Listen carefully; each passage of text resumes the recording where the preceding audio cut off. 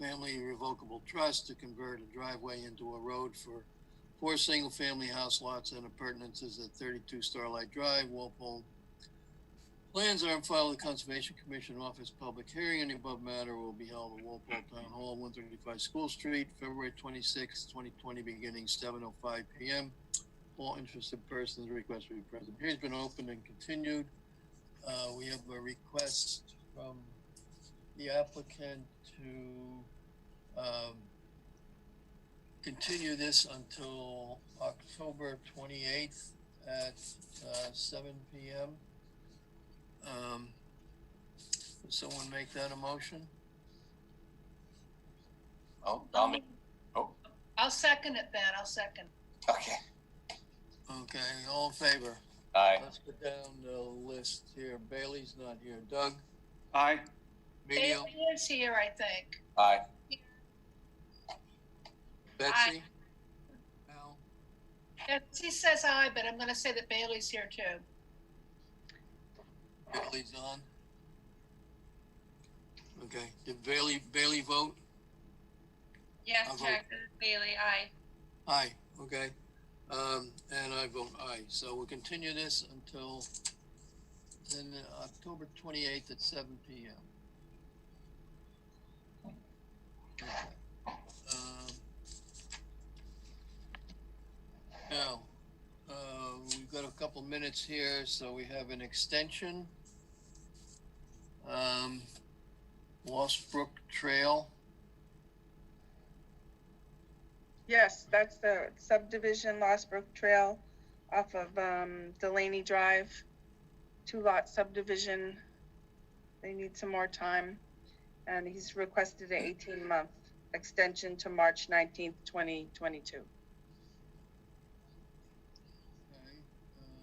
That would include some delay time due to the present situation. Is that how we're including the additional time? Yeah, you've been giving 18-month extensions because of the COVID. I mean, technically, order of conditions do not expire during the state of emergency. But if someone so wants an extension, we've been giving 18 months to try and cover that. Want to make that a motion? I'll move it. I'll second it. All right, all in favor. Bailey? Aye. Doug? Aye. Emilio? Aye. Betsy? Aye. Al? Aye. Jack? Aye. Okay. Unanimous. 600. You have anything else that we need to vote on? So certificates of compliance. Certificates of compliance, a ton of them. Yeah. Yeah, so all these well, the first one is Fox Hill Drive Highland Development, which is the self-storage under the bylaw only on Route 1. That's all set. Everything's been completed, so you can vote on that. I'll move it. I'll second it. Okay. All in favor. Bailey? Aye. Doug? Aye. Emilio? Aye. Betsy? Aye. Al? Al? Aye. Jack? Aye. Okay. 600. What about the Emerald Way? Okay, so all of these Emerald Ways are the some single family houses that are have been completed on Ross Commons and Emerald Way. So 48 Emerald Way, Lot 7, I did inspection for all of these. That's all set. We have an as-built, and I went over the as-built with the engineer. Everything's done. Can we do that as one? Can we do all of them at once? I don't see why not. The only one that's not ready is Lot 10. So if you want to do 48, 52, and 54 Emerald Way. Yep. They're all complete. They all have as-built. So I did a site walk with Eric Diaz from Strong Point, and everything was completed. I'll move it. I'll second it. All in favor. Bailey? Aye. Doug? Aye. Emilio, Aye. Betsy, Aye. Al, Aye. Jack, aye. Okay, those three are done. Yep. 58 Emerald Way is not ready. Right. Now what about Kilronan Park, those three? Then 67 Kilronan Park, Lot 11, 63 Kilronan Park, Lot 12, and 59 Kilronan Park, Lot 13. Again, those were all as-built were submitted, and I did a site walk with Eric Diaz from Strong Point Engineering, and everything was done according to the orders and plan. I'll move it. I'll second it. All in favor, Bailey, Aye. Doug, Aye. Emilio, Aye. Betsy, Aye. Al, Aye. Jack, aye. Okay. So those three are done. Great. Thank you. What How about else? voting to buy that land?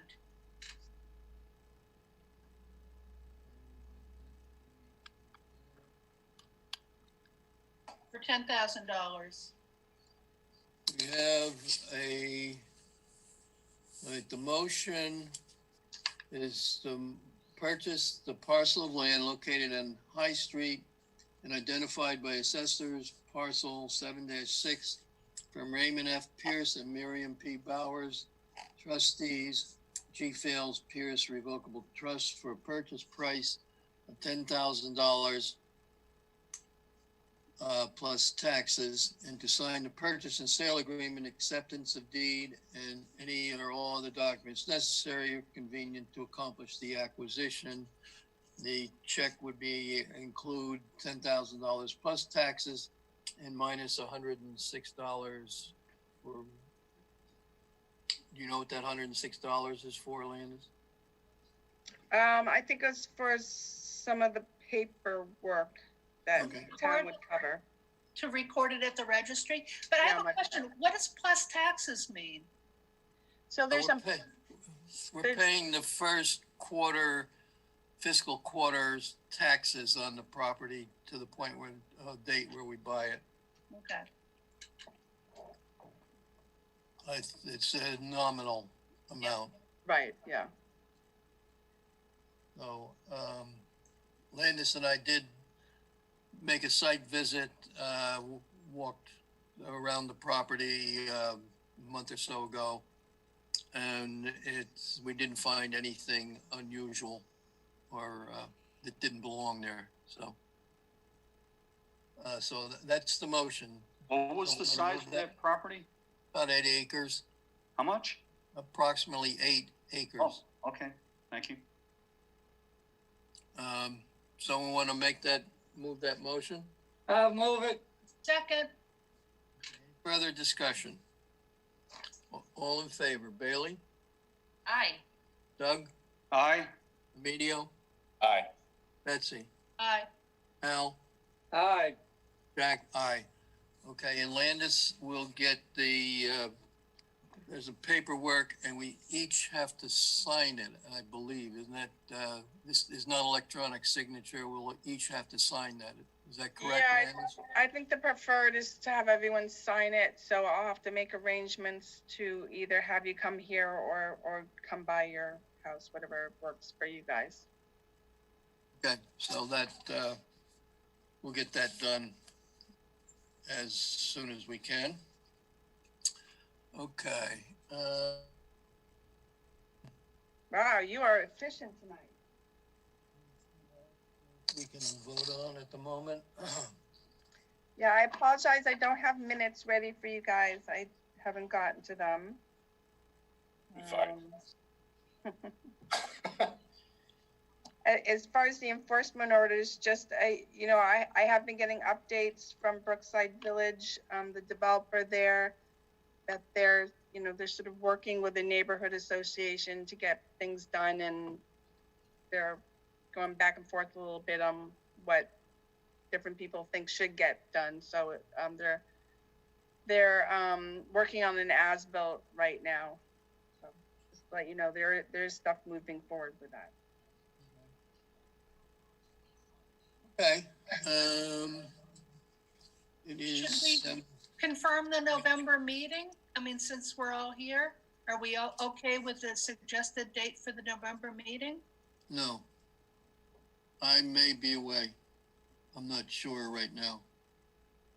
So I would, Al, are you still, meeting the first and third No. Wednesdays? It's fine with me. And I would suggest we go to the first Wednesday, which would be the 4th. Anybody have a problem with that? Nope.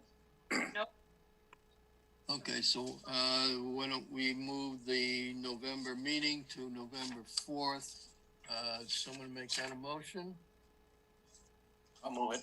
Second, Okay, all in favor, Bailey, Aye. Doug, Aye. Emilio, Aye. Betsy, aye. Al, Aye. Jack, aye. Okay, so it'll be November 4th. Okay, All right. Let me find the next read in here. Okay. Town of Walpole Conservation Commission abbreviated notice of resource area delineation. According to Massachusetts General Law, Chapter 131, Section 40, the Wetlands Protection Act, Town of Walpole Wetlands Bylaw. Notice hereby given John Hassenjager for the filing of an abbreviated notice resource area delineation to review the wetland resource area located map 19 lot 183 Pinnacle Point. Plans are on file at the Conservation Commission office. Public hearing on the above matter will be held in Walpole Town Hall, 135 School Street, February 12th, 2020, beginning 7 p.m. All interested persons request to be present. Hearing is open and continued. And for the record, I have observed the recording of the February 12th meeting. So, representing the applicant. Hi, my name is Lauren Gluck from Power Corporation, representing the applicant. We submitted a response to the peer review comments from Beta Group that were received in May, and also submitted some updated plans showing some additional wetland delineations that were completed in June to extend the wetland lines to the site boundaries. In terms of how we want to approach this, would you like me to go through our response to comments from Beta? You want me to start that way? Chairman Jack, also, Marty Nova is here also to sort of present her report, which she hasn't done yet. The commissioners did receive the report, but she hasn't really been on to give her report to the commission, so. Okay, would it be appropriate for Marta to go over her comment and then have the PAR rebuttal on each item as we go through? Would that make sense to everybody? It makes sense to me that first we have to hear what's being rebutted. That works for me. Sounds good. Agree. Hi, I'm Marty Nova with Beta Group. I think it would be easy if Lauren went through it probably would save some time for the commission, and then maybe go through each comment, and if, I can add further comment to their response. And if they, if they overlook anything, I can add that in. It might go faster. I don't know. It's up to the commission. Jack? In the response to comments, we kind of included the comment itself in the response, so I could easily read through them and then address if that works. Okay, I like that. Jack? Yeah, go ahead, Al. We have a major problem in that we still haven't resolved the fact that this parcel is in the riverfront, and they're ignoring the fact that it's riverfront. Until such time as the environmental secretary or the legislature changes the wording in our foundation documents to change this to anything other than a riverfront, we should not go forward. I think that the fact that they're ignoring the fact that it's in the riverfront is key to this whole thing. I think that is, I believe, Marty, didn't you address that as part of your review? Yes, I did. Yes, I did. That was probably the 75% of our comments were related to the riverfront area issue.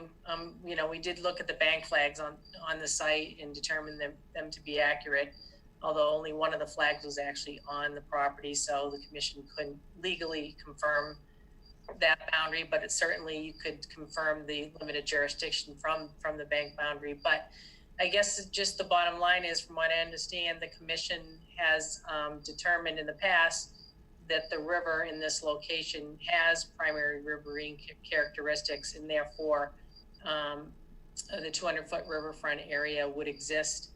And, you know, our summary to that subject was that the applicant hasn't overcome that burden to convince the commission otherwise. You know, we did take a look at a few things. I mean, the river in this location does have FEMA floodway, which is typically associated with a river or water course. We did look at some ortho imagery, and we could see some riverine characteristics in those ortho images. And the days that we were out there, visually, it was hard to see and to confirm that the river was flowing, but we understand that now it's easier to see flow in the river. So really, the applicant really needs to provide the commission with really solid evidence that this is not part of the river with riverine characteristics. So. Okay, if we take this issue out of the discussion for the moment, it looks to me like there are other issues that you did come up with in your site visits. So I think it would be appropriate to go through those, and then we can get back to this riverfront area. I have some other things to add to that when we get to that part of the discussion. Okay. But I think we could do review your site visit and your report, and then just hold off on the riverfront discussion until we finish that. Is that okay with everybody? Yep. Jack, can I just add that because this is an ANRAD, that the decision, the ORAD would just state that that portion is inaccurate, that it's a pond, and we state in the ORAD that it's a river. So it would be included in the decision if you go forward with it. It's an ANRAD. It's an ANRAD. It's not a notice of intent. Okay, so why don't we proceed with the rest of the of your Marty and Lauren, and then anything pertaining to this riverfront issue, we'll hold off till we've finished the rest of the discussion. Is that okay? Yes. Okay. Okay. Lauren, Okay. you want to start, Lauren, and then Marty will chime in after you make your comments, okay? Sounds good. All right, so I'll go through our response to comments. I'll skip anything pertaining to the riverfront area issue, and then we will revisit that, is my understanding. Okay, so, the first comment was about riverfront area. There was a comment about Beta confirmed bank flags P1 to P32 as accurate in the field as shown on the ANRAD plan, acknowledged. Except for flag P2, the bank flags are located off-site and therefore cannot be confirmed under the ANRAD. We already spoke about that and we're acknowledging that. Ordering land subject to flooding, there was a comment about including the FEMA regulatory floodway is mapped within the boundary of Bird Pond. Regulatory floodway means the channel of a river or other water course in the adjacent land area. Oh, that's another riverfront question. Okay. Then we have a comment, FEMA floodplain with a base flood elevation exists on the site. The ANRAD plan should depict the boundary of the BLSF based on the FEMA BFE. The topographic contours as currently shown in the ANRAD plan are difficult to read. So in our resubmitted plan, we clearly showed the flood elevation and the contours more clearly. If anyone wants, I can pull up on my screen the updated plan. I wasn't sure if you would like to see it or if you've already had a chance to review it. Okay. Okay. Anybody want to have the updated plan brought up at this point?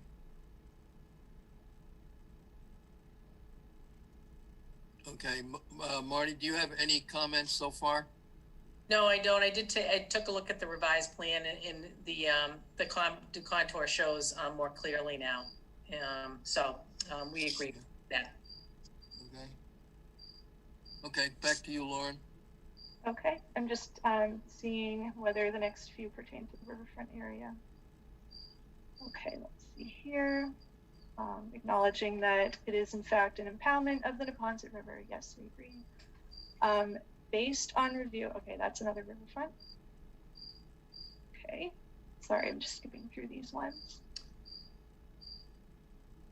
Okay. If I may, Lauren, going back to the, you missed one, the BLSF, we had a comment on the ANRAD plan should be, or the final ORAD plan should be stamped by a PLS. Oh, okay. Yep. Yeah, so, and if you want to comment on that. Oh, yes. I apologize. We did get it stamped by a PLS. We had it stamped by a PE before, but we then got it stamped by a PLS and resubmitted that to the commission today. Anything else on the comments? I think you've covered them all, Lauren. I'm just looking through the remaining part of the letter here. Okay. Excuse me, Lauren, so did you mail the stamped plan to us or did you just send me it digital? So the land surveyor sent it via email around 4 or 5 p.m. today, so we haven't had the chance to do the hard copies at this point. Okay. But how many copies do you require? 2. 2? Okay. I can have those printed and then mailed to you tomorrow if that works. Fine, thank you. Okay. And then that was it for the comments. We also had a part at the end of our letter discussing that there were additional delineations done on June 10th. And I know that Landis, you had an opportunity to visit the site today and review some of those that you were able to find. So I don't know if we want to discuss that now or save that for after the riverfront discussion. Why don't we go, Marty, do you want to add anything as to what you did, how you did it, or just to enlighten the commission on what actually you did? I think you reviewed the comments, but just in general to give the commission a feel for what actually you did. What I did? Okay, no problem. So we did go out to the site on 2 occasions. One occasion, it was actually a meeting on site with Landis and the applicant's rep to take a look at the bank flags in the river. And then we reviewed the ANRAD application and the original ANRAD plan. And then we just provided comment on the resource areas that are out there and how the ANRAD plan depicted those resource areas. And then our comments really pertain to, you know, how since the bordering land subject to flooding is based on an elevation that needs to be shown on the plan by elevation. And then also it's a standard comment that Beta always has, especially for an ANRAD plan, that it should be stamped by a professional land surveyor, since resource area boundaries, really the commission's confirming those boundaries in relation to the property line. So it should be stamped by a PLS and not a PE at that point, which it sounds like they provided, which is great. So really, and then the regulatory, the riverfront issue, you know, we did some research into the site, you know, the FEMA GIS and whatnot, publicly available information, and then we just compiled all our comments into this comment letter issued on May 1st. So. Okay. just to start on the riverfront discussion, you know, Landis has some comments on it, but we have was a superseding order of conditions on the Riverwalk site, which was the superseding order written by what was then DEQE, now DEP, indicating that on several points in their superseding order, referencing the riverfront area, that basically Bird Pond was considered riverfront. Now, okay. This was their date superseding order, goes back to 92. Well, this is what this paper, I think that's later than that. But on the superseding order, there were 3 references on there that the area was and the 200-foot riverfront area applied. I can give you more information on that, but that I think is a good place to start, that it has been determined by DEP and their predecessor name of the organization that Bird Pond is a riverfront. Landis, you had something else you had in your recent site visit?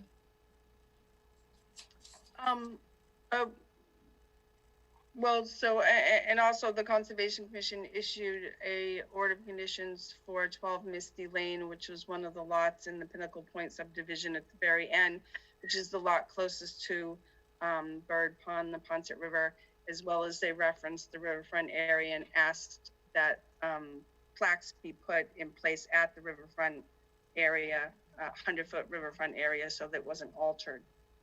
So that's another documentation of the riverfront area being established there.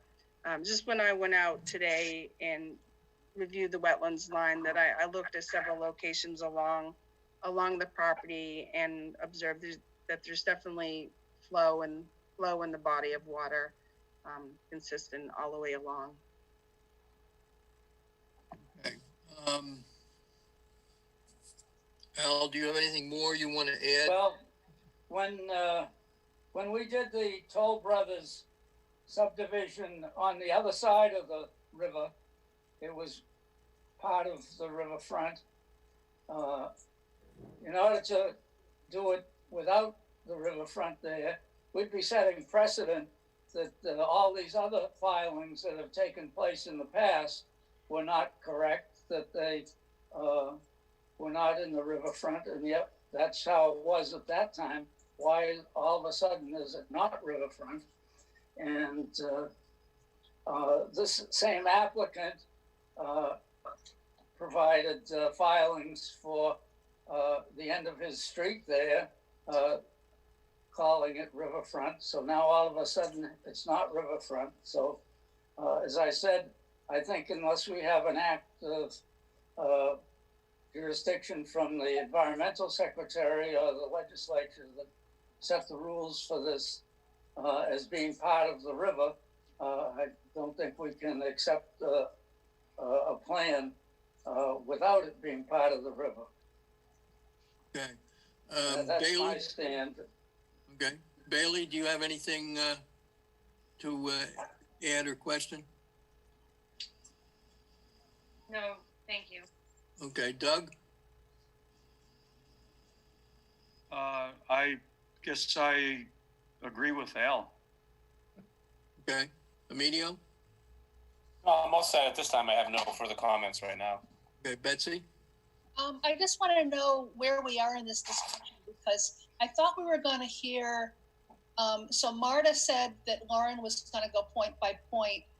I don't know. I mean, yeah, I agree with Al, sure. But I mean, we have 2 experts here that, you know, got paid some money to you know, expound upon it. So let's hear Lauren and hear why she doesn't think it's Okay. a river.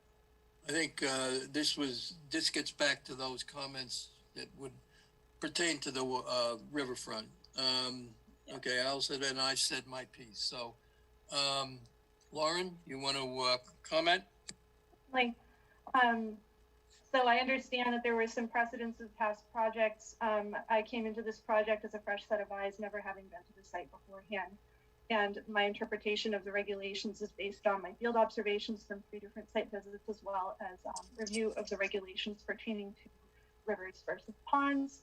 I can go through the responses to comments one by one, and Marta, if you want to chime in, I'm fine with that, or we'll just. Why don't we proceed in that fashion? You can make a comment and Mark can respond.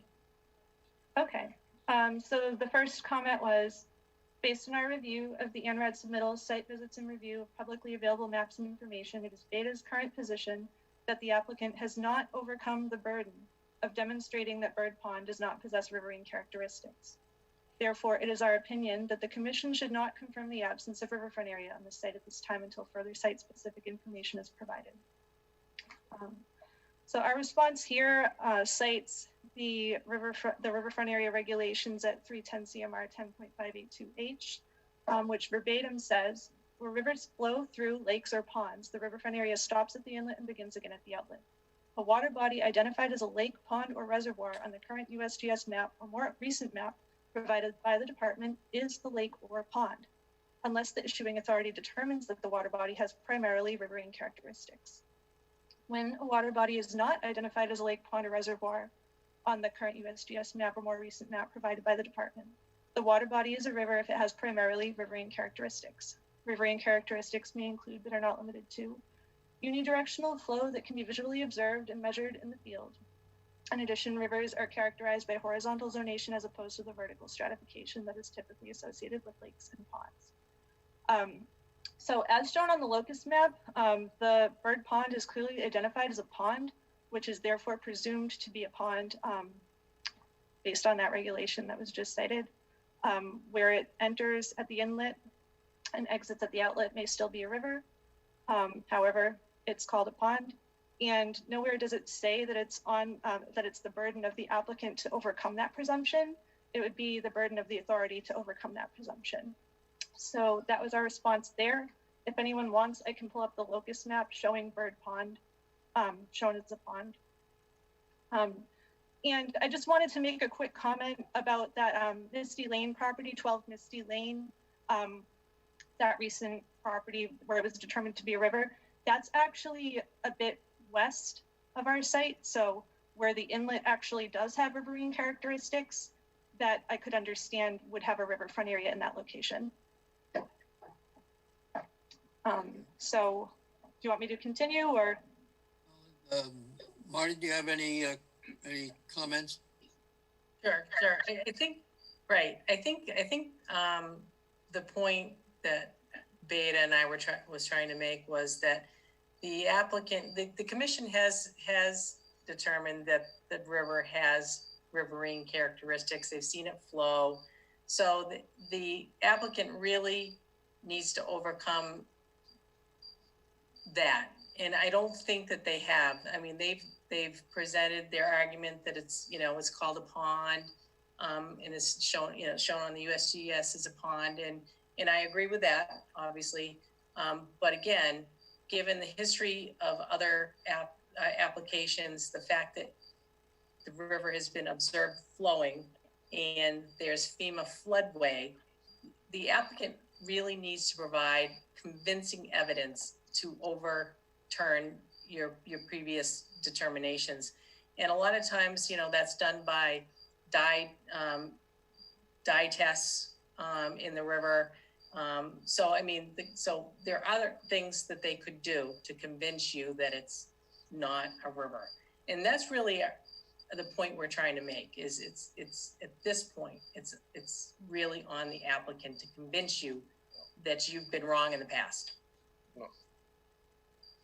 Well, I guess in the response to, and in the comments we received, we did not have any firm evidence to look at that it has primarily riverine characteristics, aside from some there's some additional comments that we can go over later. But I didn't see anything indicating that the issuing authority had some, you know, a technical response that would dispute that. So we can continue to look at those additional comments at this point, and it goes in depth into more specifics. Let's just see here. If I may, at this point, I would say what your comment regarding Misty Lane may be correct without looking at the site exactly, or a plan that can show that where it is. However, the fact that we have in the past, under orders of conditions, and has been upheld or with a DEP superseding order regarding the fact that it's riverfront, that to me is our means of saying that we have determined that it is riverfront. That the burden, you say, is a burden is on us, the commission, to determine that, and I think that's been done through that superseding order. Yes. So that's my comment. I have a comment too for Lauren. So, Lauren, could you imagine yourself working up an argument to take to FEMA to explain to FEMA that they were mistaken about the riverfront being there? That seems sort of improbable. That seems like it's almost got to go to some kind of higher court or something, you know, to tell FEMA that what they've been calling a river is not a river. Are you referring to the regulatory floodway? Yeah. Okay. Yeah, regulatory floodways are often, I've seen, we do a lot of dam work at my company. I've seen regulatory floodways and impoundments of major rivers before. That doesn't mean that every time there's a regulatory floodway, there is a river. If you could provide any citation of a regulation that says otherwise, I could consider that argument. Nope, I can't give you any regulation. Okay. Al, could I speak? Who wants to speak? Al? Is it Al? Yeah. John Hesse. Well, everybody's still ignoring Yeah, the John. paragraph in the regulations that states that the entire riverway from start to finish of the Neponset River is considered a river. No exceptions in that paragraph. So until that paragraph is changed, that says, well, the Neponset River stops and starts at different ponding events, I think that we still have to call it a river, because the regulation is very clear there that the Neponset River has no ponds or anything else. It's all a river from start to finish, regardless of whether there's an impoundment for a mill that no longer exists. So it's a river as far as I'm concerned, until somebody higher up at the state level or the federal level tells us that it's not a river, that it's a pond. That's my standing, and the rest of the project, I think they've done a reasonably good job of flagging wetlands and all the other details, but ignoring the fact that the river is there, and it is a river, and has been a river since it began, even before the dams were built. It was still a river. I want to see somebody that has authority over us, that is willing to set a precedent. This is, Toll Brothers had a monumental filing. We had many, many meetings, the tripartite agreement with the owners of all of that property, and it was always considered a river. So all of a sudden it's changed from a river to a pond, and doesn't have the protections of a river. I think there's something strange here. So I want to see that part of the issue taken care of before we go any further. Mr. Chair, you can read that section. I have it open. If you'd like, I can read it to you. Go ahead. Okay, it's, it reads,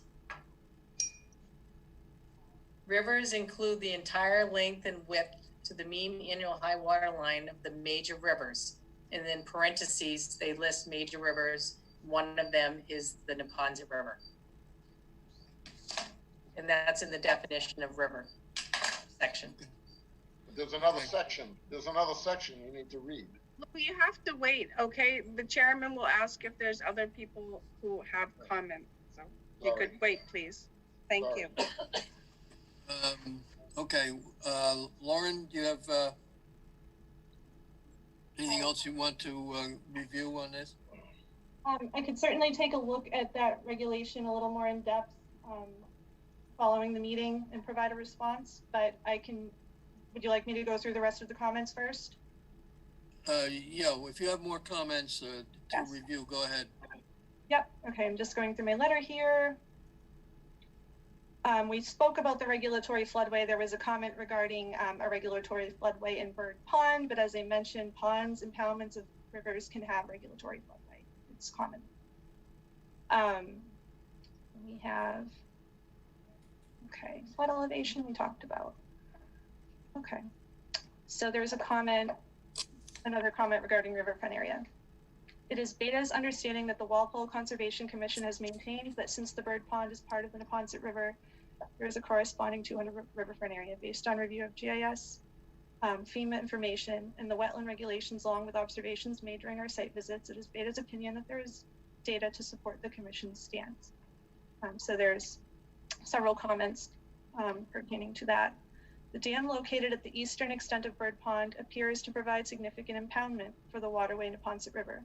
Beta observed the dam along with its approximately 40-foot wide spillway during the March 26th site visit. Our response to that is PAR agrees that Bird Pond is an impoundment of the Neponset River. Per 310 CMR 10.582H, the riverfront area associated with the Neponset River, quote, stops at the inlet and begins again at the outlet, unquote, of Bird Pond. The next comment, based on review of ortho imagery obtained from MassGIS Oliver, Bird Pond shows signs of riverine characteristics, e.g. flow patterns and channelization, particularly within the western portion of Bird Pond, which is within 200 feet of the site, see attachment. So they provided some photos from various years showing the pond. And our response to that, which I can pull up the photos after I read our response, is we provided some figures which show the property boundary and a 200-foot offset line overlain on the same photos submitted by Beta. And these figures make it clear that no part of the subject property is within 200 feet of any areas on the western portion of the pond that show apparent riverine conditions. So if anyone's interested, I can pull up the photos that Beta provided with the overlay of the property boundary and the 200-foot offset. Would anyone like to see that at this time? Or I know that you've all seen copies of the response. I think I would. That would be great, Lauren. This is Bailey. Thank you. Okay, I'm going to Yes. Yeah, go ahead. attempt to screen share. 1 minute. Okay. So let's see, how do we do this? All right, screen. All right, let me know if you can see my screen. Yes, I can. So the red is our property boundary here, and the blue is a 200-foot offset to show, you know, where the riverfront area would come into play. You can clearly see riverine characteristics up here where my cursor is, the channelized flow.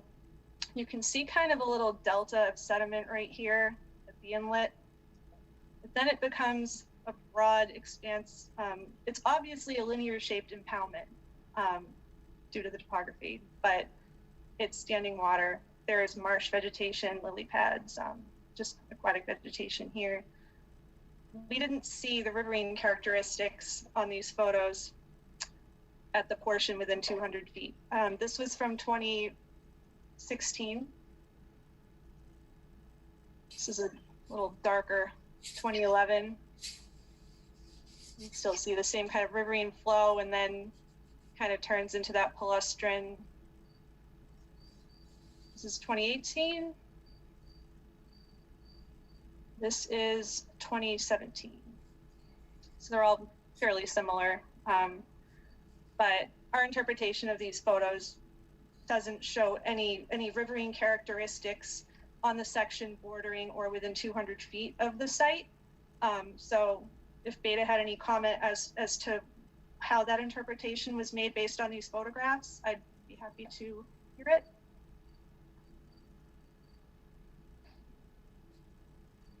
Okay, I can speak, Mr. Chair? Oh, yeah, go ahead. I've lost the video, but go ahead. Oh, okay.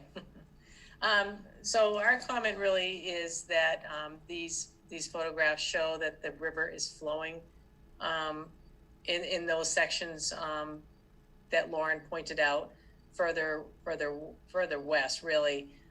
So, you know, the point we're trying to make is it's flowing in that section of Bird Pond, therefore it's flowing in the up gradient section of Bird Pond to get to that point. So it shows flow in that. Well, the up gradient section is not Bird Pond. The up gradient section, as you can see in the USGS, is, sorry, I'm having trouble zooming in, yeah, is part of the river. And Bird Pond, well, actually, I guess it's hard to see exactly. But the open water area here is called Bird Pond.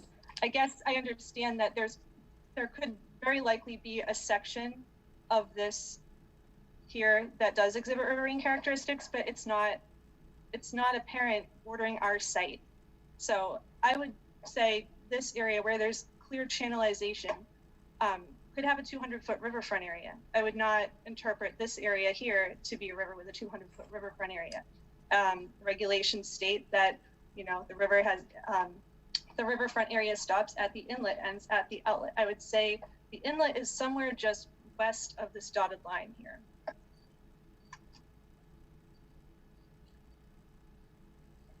I think if you look at the USGS map, it shows that it doesn't really define where Bird Pond ends. So it appears that that entire area is considered Bird Pond, and then the aerial photographs indicate that sections of the pond flows. So I understand that point, and I would agree with that point. When I was on the site, I walked slightly off site and did see some flow up in this region here, but nothing. I couldn't observe anything within 200 feet of the site, and I was on site for multiple occasions to do several different wetland delineations and observations. In terms of the pond itself, bordering the site, I didn't observe unidirectional flow during any of the site visits. There were ripples on the pond. There was wind blowing it in the other direction. There was no visual indicators that it was unidirectional flow during any of my 3 site visits.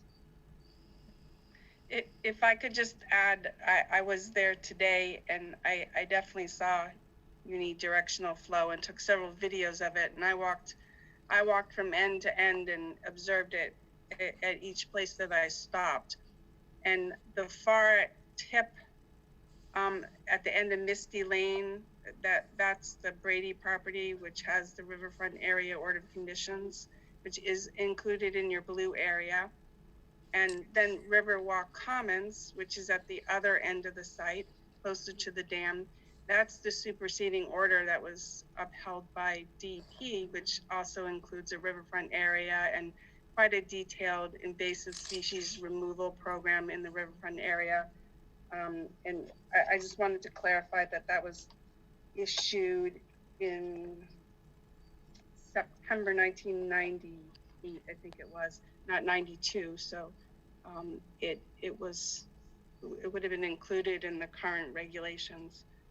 So I just wanted to point out that I would sign a certification that I saw flow. I noticed the leaf flow. It was flowing down the river, most certainly. So I just wanted to point those out. The riverfront areas are at 2 different ends of this site. And the Brady property is included in that 200 feet, that blue line.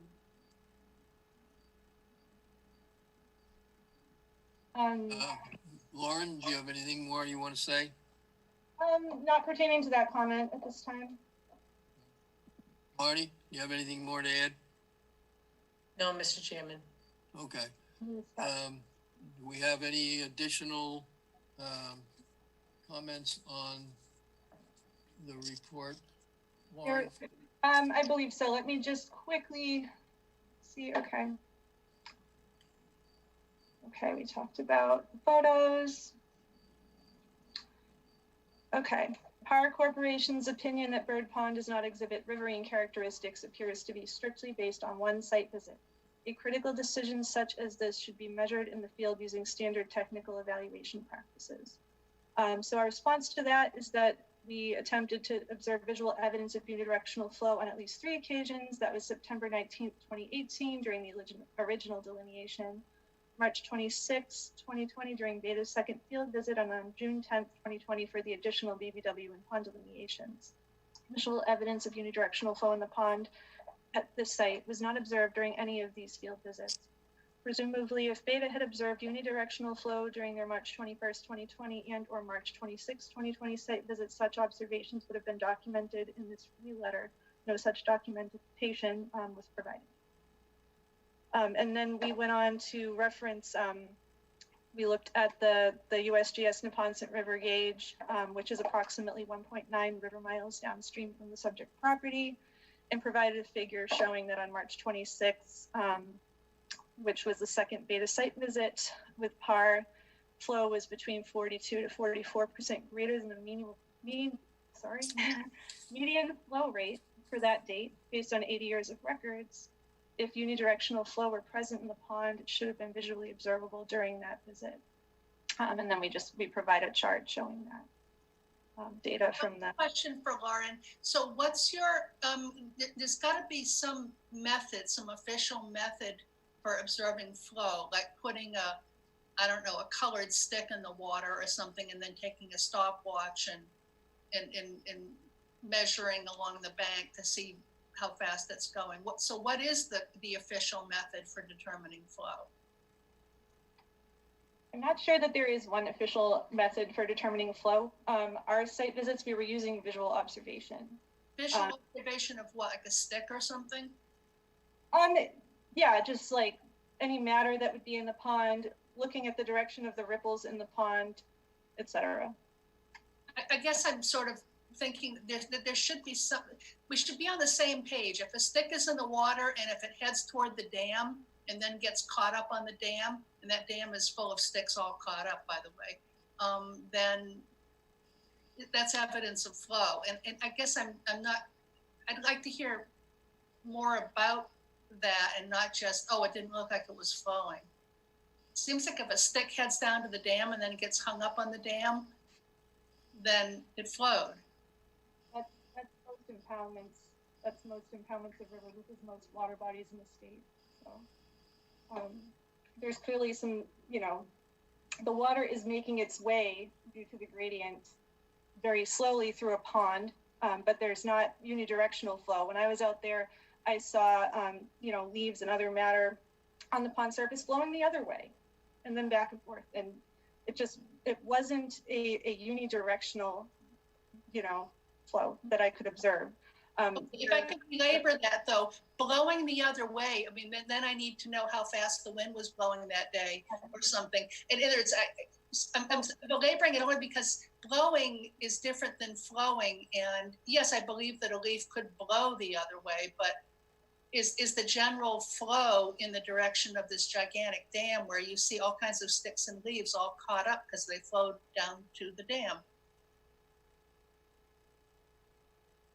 Okay. Anything more? Martin, do you want to add anything at this point? I kind of lost my train of thought. I do understand the want for some kind of a baseline technical review process to make this formal determination. But, based on the resources we currently have, we use visual observations in the field, as well as review of mapping and the regulations. Marty, do you want to add anything right now? Oh, only I had mentioned earlier that on other similar investigations, I guess, ANRAD's applicants to use, dye to see and observe the dye in the river. So that's one way they could do it. Okay. May I ask a question? This is Bailey. Yeah, go ahead, Bailey. So I'm kind of following up with Betsy's questioning in terms of having some kind of guideline or definition. One being in between the entry and exit points of the pond. Like, is there a determined length of yards or meters or feet that would determine that? And then in terms of flow, what is the legal definition in regards to rivers? I heard, unidirectional, so maybe that's part of it, but I think that would help. And then I would think that there would be some kind of measurement, whether it's, flow per second or whatever. And I don't know how you measure that, but it would seem to me that there should be some kind of way to have a formal way of measuring whether water is flowing somehow. Correct me if I'm wrong here, but I don't see any standard definition to determine flow. That I think what has been suggested is ways that you could look and visually see whether it's flow or not. But I'm not aware of anything in the regulations that actually define how you would go about that. So I think it's an observable issue. At this point, I think we appear to have do not have agreement on whether it is a riverfront or not. And I think perhaps the commission would want to make a site visit to do some observation and see that.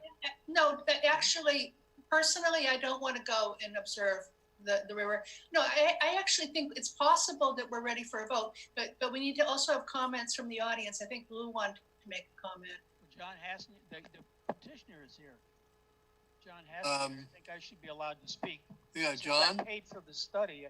I paid $40,000. Hold on, John, please. We need to use the same decorum we would at a public hearing. If you could hold on, please. Okay. All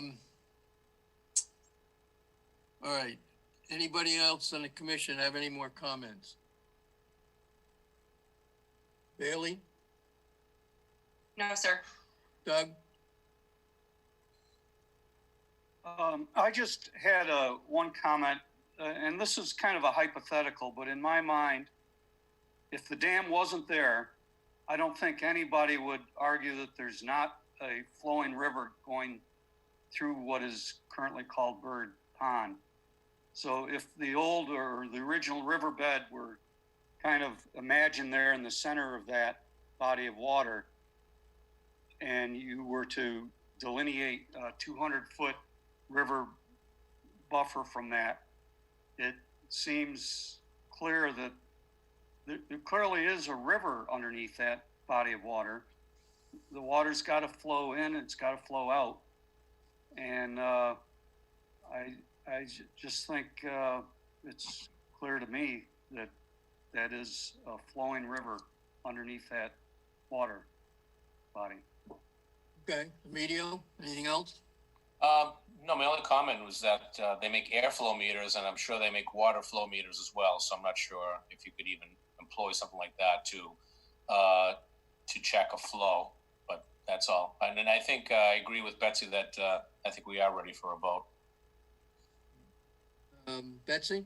Yeah, two comments. One is when we first started addressing this issue, and I think it's months and months ago, I think it was actually before the pandemic, we decided that Beta would be a consultant in this matter. We just got Beta's report. I think that's pretty significant. I don't want us to forget, Beta didn't just come out of nowhere. We said we'd like to have a second opinion.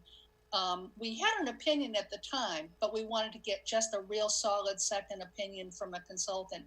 That's why Beta's here. And that's why I don't want to go and look at the river. I've actually seen it quite a few times. And then secondly, I don't want us to forget to ask the audience for their comments. Lou had a comment. I know John has a comment, and other people might too. Okay. Al, anything more? No, I've said my say. It's in the record. Okay. And it's in the regulations. Okay. Mr. Hassenjager, did you want to make a comment? Definitely, thank you.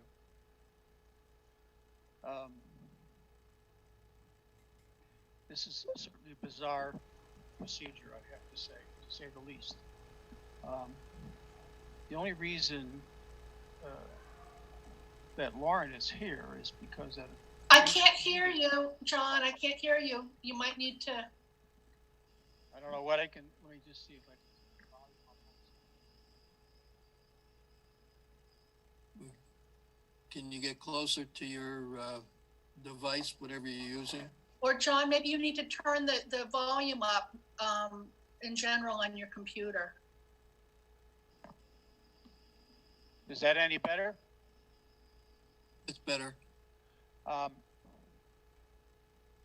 You know, you asked to have a study to determine this because there was a question about it, and that's the only reason we engaged in this study.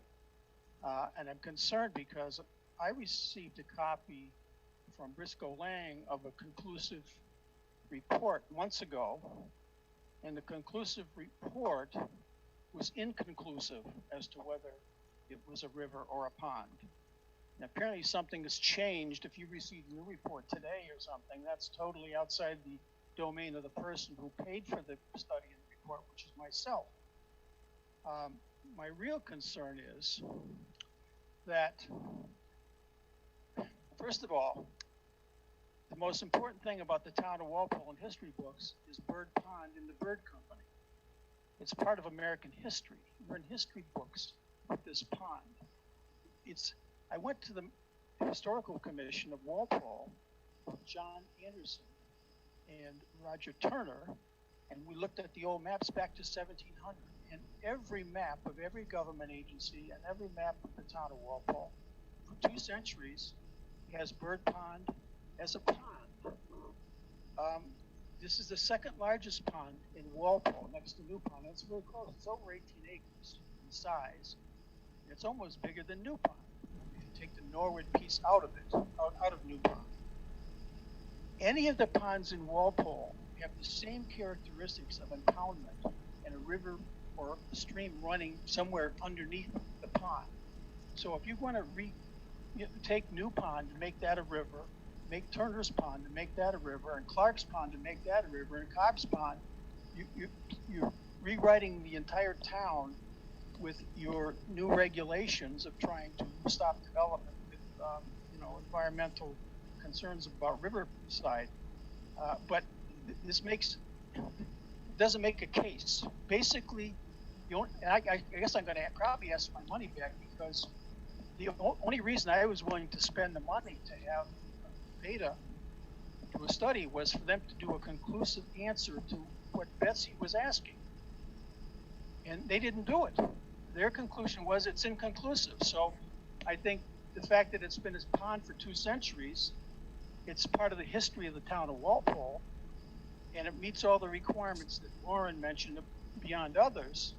I really don't get where all these shotgun opinions come from. It's hard for me to reassemble the scrambled different points that were made here. But essentially, I would have to say that to Mr. Getz, you people were citing it as though Toll Brothers was built before the approval of Pinnacle Drive, and that's absolutely not correct. Pinnacle Drive was the first development over there. And so there was no prior determination of Bird Pond being a river for river community or for Toll Brothers before 1989. 1989, this was approved. And many engineers have done the wetland delineation down there. including the B&C Associates, Ecotech, there are a number of them, probably 4, and went along with the original delineation. Mr. Getz's comments concerns me because I provided to Briscoe Lang and his company 10 orders of conditions on Pinnacle Drive that I was involved with that were a negative determination for, that determined Bird Pond was not a river when those homes were built. Now, interestingly, the agent cites one home by Mr. Brady who didn't build, it was built much later, and he claims that he was told to apply that way. He didn't have any determination or any reason to know what the Bird Pond would be classified as. And the same thing, I talked to the man who actually developed the Toll Brother project, Mr. Witham, Jason Witham, and he said he was asked to go this designation as a river, and they didn't care because it was an open space plan. They were going to be 200 feet away anyway, so it made no difference to Toll Brothers whatsoever. So they just did it to be comply with what was requested of them. There was no measurements made or any studies of any type. So this is a great story, the way these pieces have all fallen together, but they don't ring true to the truth, the underpinning truth of Bird Pond. And I think that what you were doing is trying to revise history of the street, and you're making a number of homes non-compliant by declaring this river. Homeowners their properties, which will have to declare if they want to sell their homes. But more importantly, you're setting a precedent to really actually rename all the ponds in Walpole to rivers.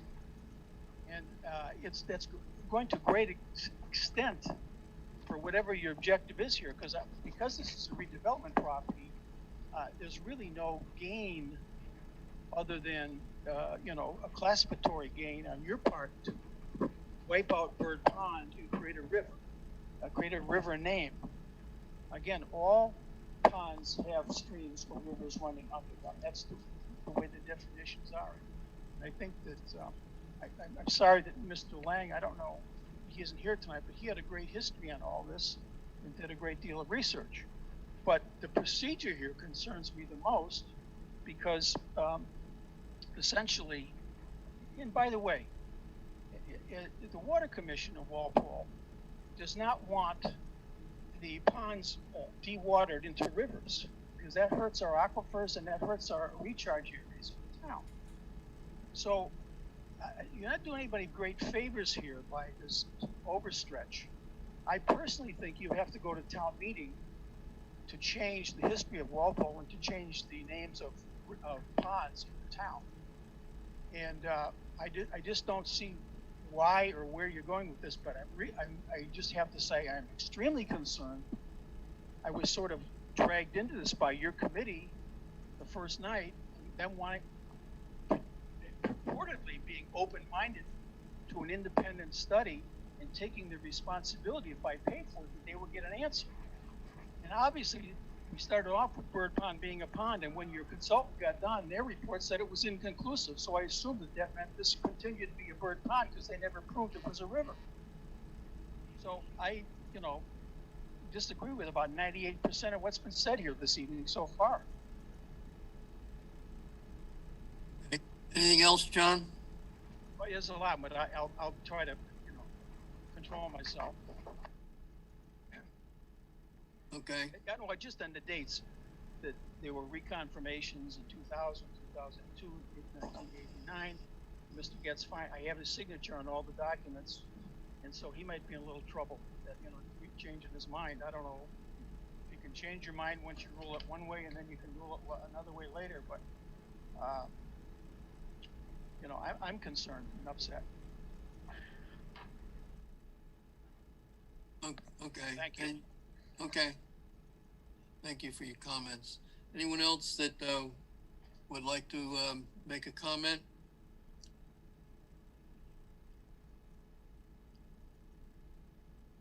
Jack, can Yeah. I just say one thing?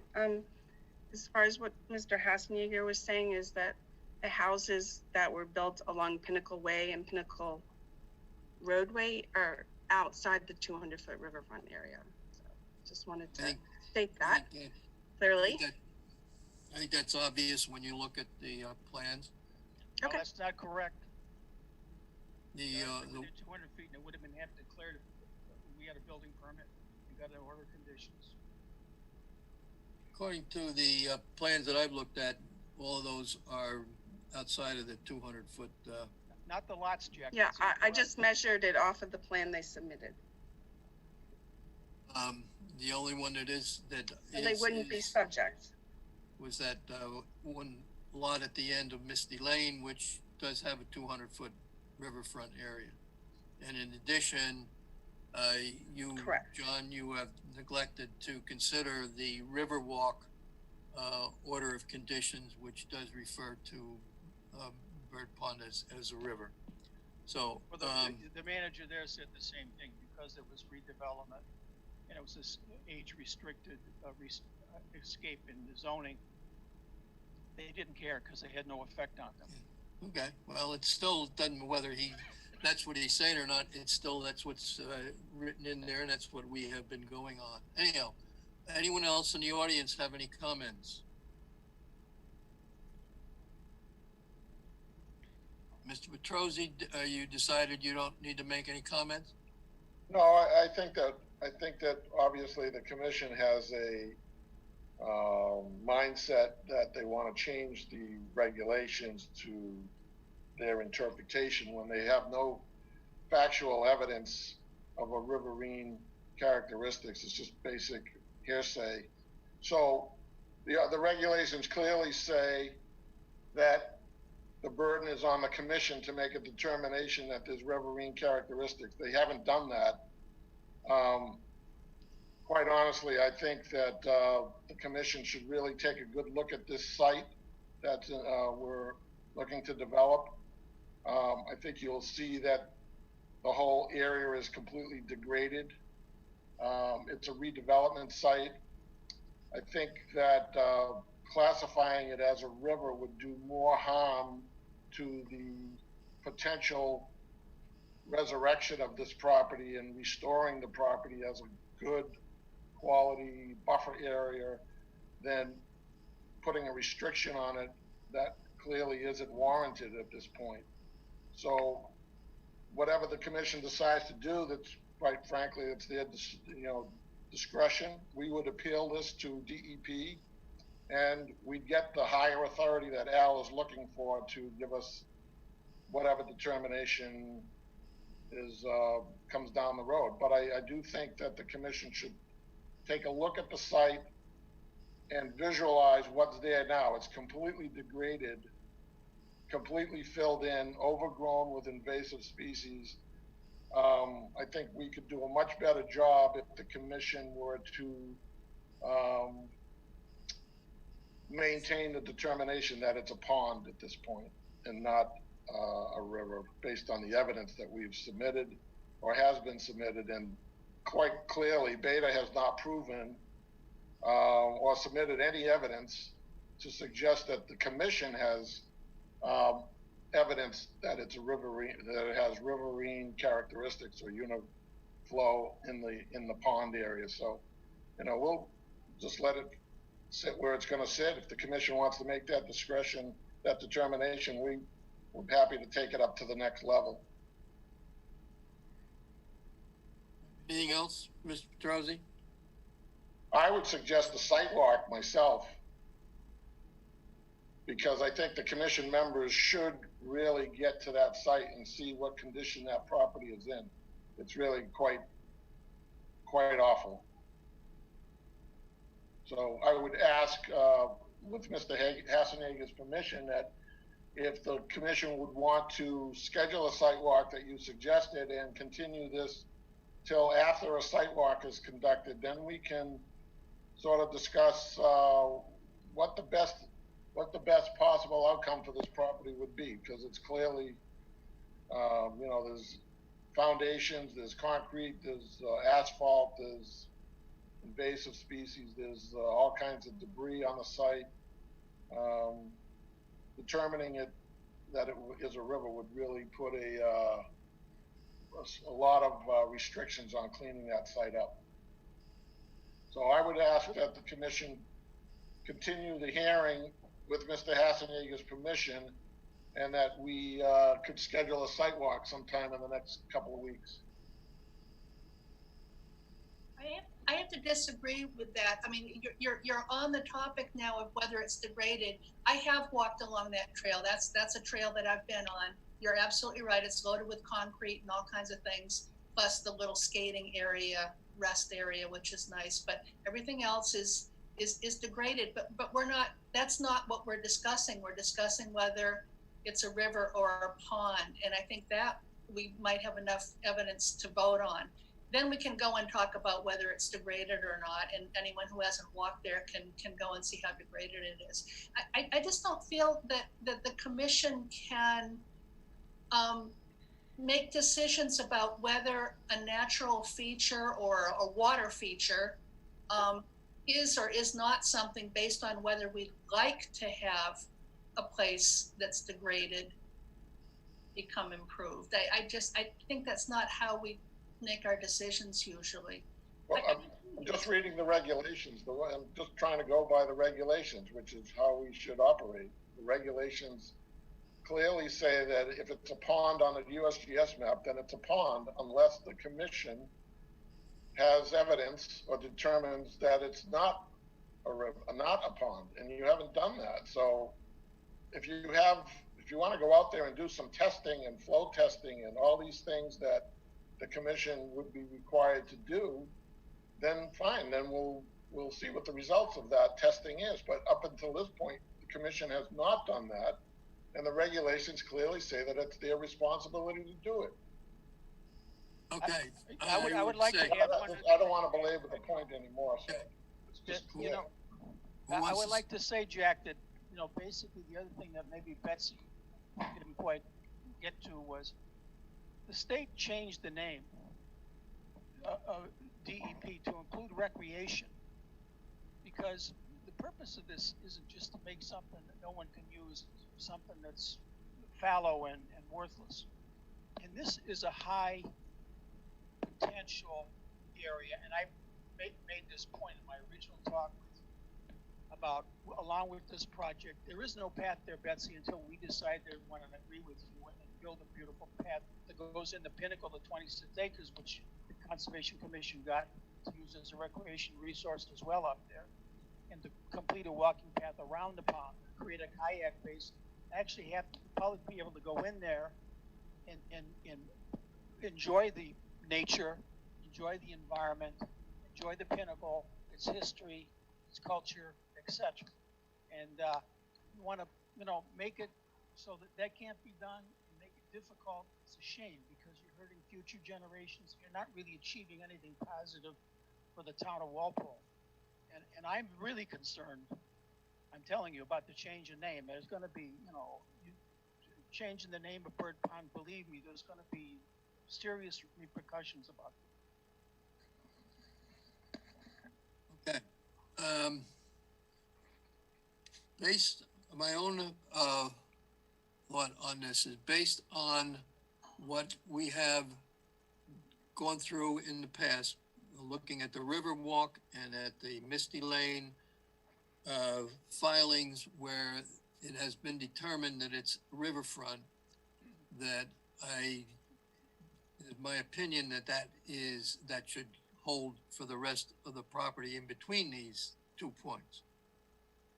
I am willing to take a look and see if there is some way that could be shown that it's not a riverfront.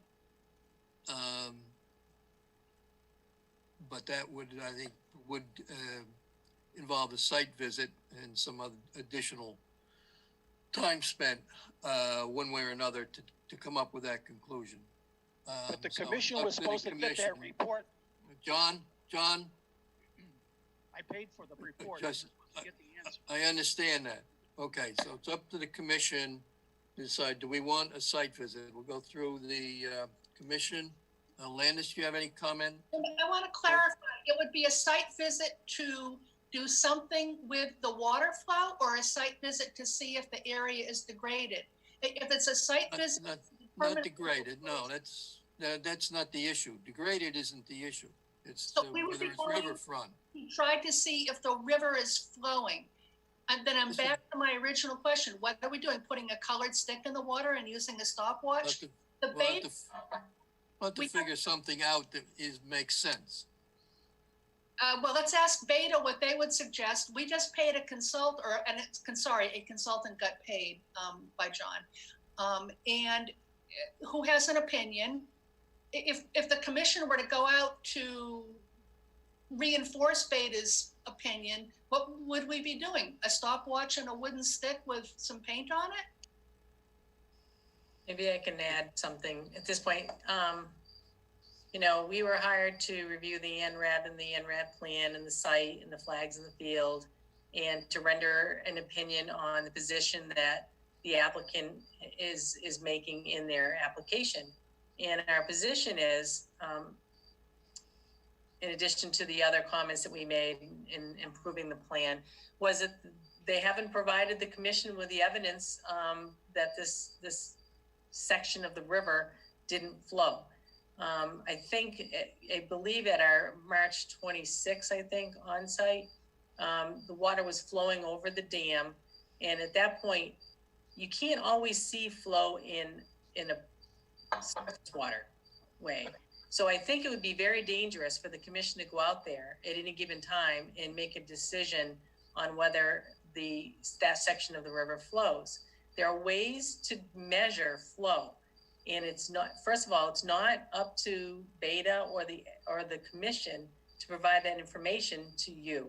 It's up to the applicant to provide that information to you. Now, if they wanted to do a transect through the river with a flow meter, that would be a good way to do it. But at this point, we weren't hired to do that. You know, it's above and beyond what we were hired to do. And again, our position is they just haven't provided you the evidence to overturn your previous decisions and determinations of the river in this location. You know, if it does get to DEP on an appeal, it's likely DEP is going to require this to be done. So they can do it now or they could do it then. But that's our position. I would also add that doing a site visit has its difficulties as well.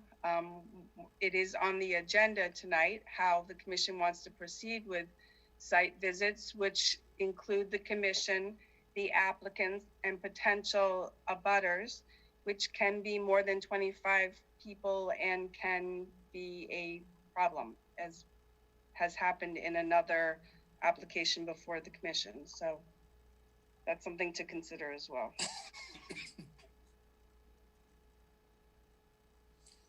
We'll sell tickets. Maybe the commission can go on site and do a site visit, but not have a discussion, no decisions, no back and forth, no, it can't be a public hearing. So if the commission wants to do that, that's one thing, but it's a public hearing, then everyone has to be invited.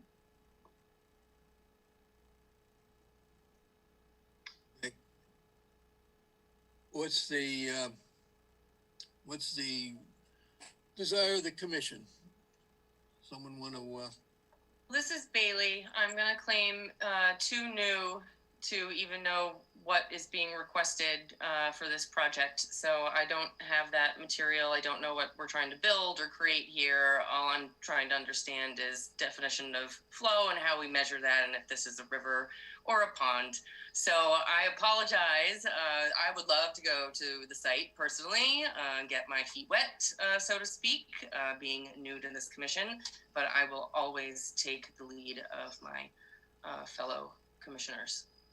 And Bailey, I will add on this one, since you weren't around during the previous public hearings, you actually can't vote on this. So you are just learning on this particular public hearing anyways. Okay. Doug, what's your preference at this point? I have no further comments. Media? Yeah, I can see the point of not going. I mean, if we do go, why do we go, and what are we trying to accomplish? I would agree. I was kind of going back and forth on it, trying to decide site visit, no site visit. But I think I would agree with Betsy that by going there, what are we going to accomplish? We can't measure flow unless we have the proper instruments to do that. So I would say my decision. I would vote not in favor of a site visit at this time. Betsy, anything more to add? No, I agreed with Emilio and he disagreed with me. Al? No, Okay. Okay, so we have the application in front of us. What do we want to do? I get the impression that would close the hearing. Is that the pleasure of the commission? Bailey? Oh, I didn't think She can't vote on this. I'll move to close the hearing. We have a motion to close the hearing. Do we have a second? I'll second it. Was that Emilio? Yes. Okay. Okay. All in favor? Bailey, you can't vote. Doug? In favor to close the hearing? Yeah. Aye. Okay. Emilio? Aye. Betsy? Aye. Al? aye. Jack? Aye. Okay. So now we've closed the hearing. So someone make a motion as to what the, what we're. So Jack, what approach we're since taking. it's a ANRAD, so it's ORAD, so you would vote on the wetlands boundary, if it's accurate, that the boundary described on the reference plans above and abbreviated notice of resource area delineation are accurately drawn, so you can make a determination based on the wetlands flags. That would be one thing. And then you make a determination on the P series, which is the bank. And then you can make a determination on the, it being have a riverfront area or not, so that you can say that if you show that the delineation that it's a pond is inaccurate, reasons why, because it's a river with a riverfront area. So we have three things to vote on here. Is that correct? Yeah, because there's multiple resource areas out there. And Are they defined with flag numbers, or how what's the? Are they?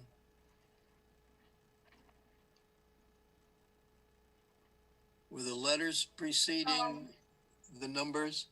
Yeah, so there's the A series flags, A1 through A.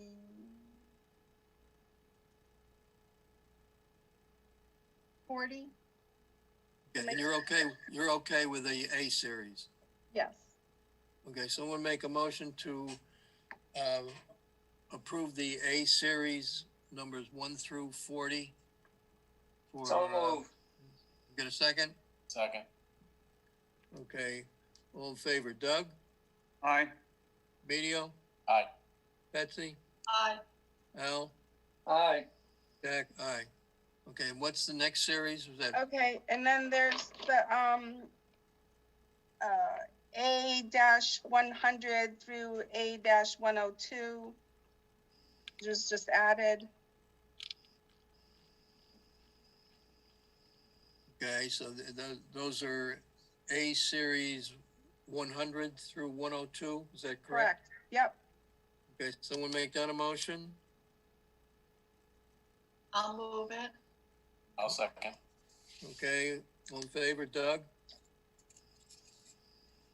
I am looking at the filing and I don't see I only see A going up to A37, so there must be some other pages that I don't have. So I think I should abstain on voting on that one. Well, A37, and then right over the property line is A39 and A40.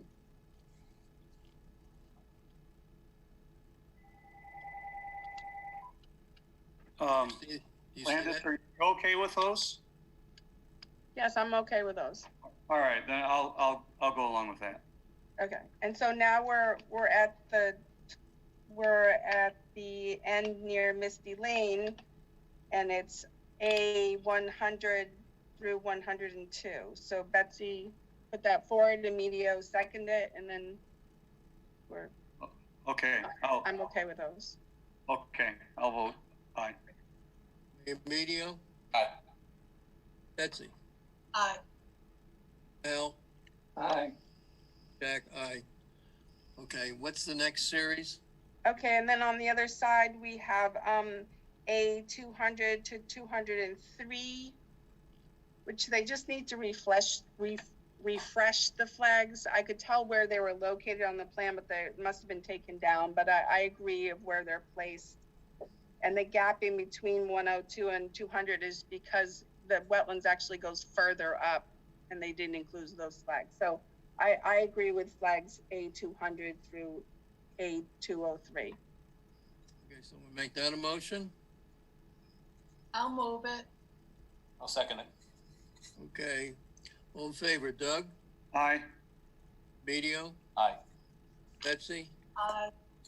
Al? Aye. Jack? Aye. Okay, what's the next series? Okay, and then there's the P series, which is along the bank, which was approved by me and also Beta, which is P1 through 32 and P100 through 106. Does this have anything to do with the riverfront delineation? Well, it was so, I guess you could prove it as the bank of the river, which is bank. You agreed to the bank, it's bank. Where are we with respect to what's on showing the riverfront? What series? Well, the riverfront, it's really in the,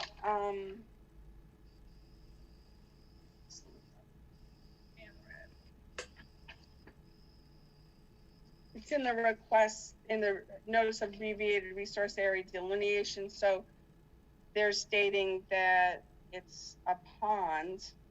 So I guess we could say that the P series is accurate, but it's the bank to the river, which has a riverfront area. So they didn't delineate the Okay, mean. so the flags, the wetland delineation. Out there. I don't think so, no. So how do you think we should handle that?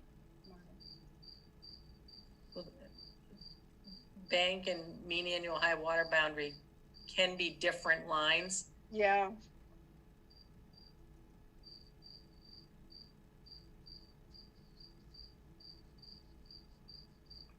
And if Yeah, if we make a separate vote on the riverfront, just the statement of the, whether it is a riverfront versus a pond, can we make that a separate motion on this hearing?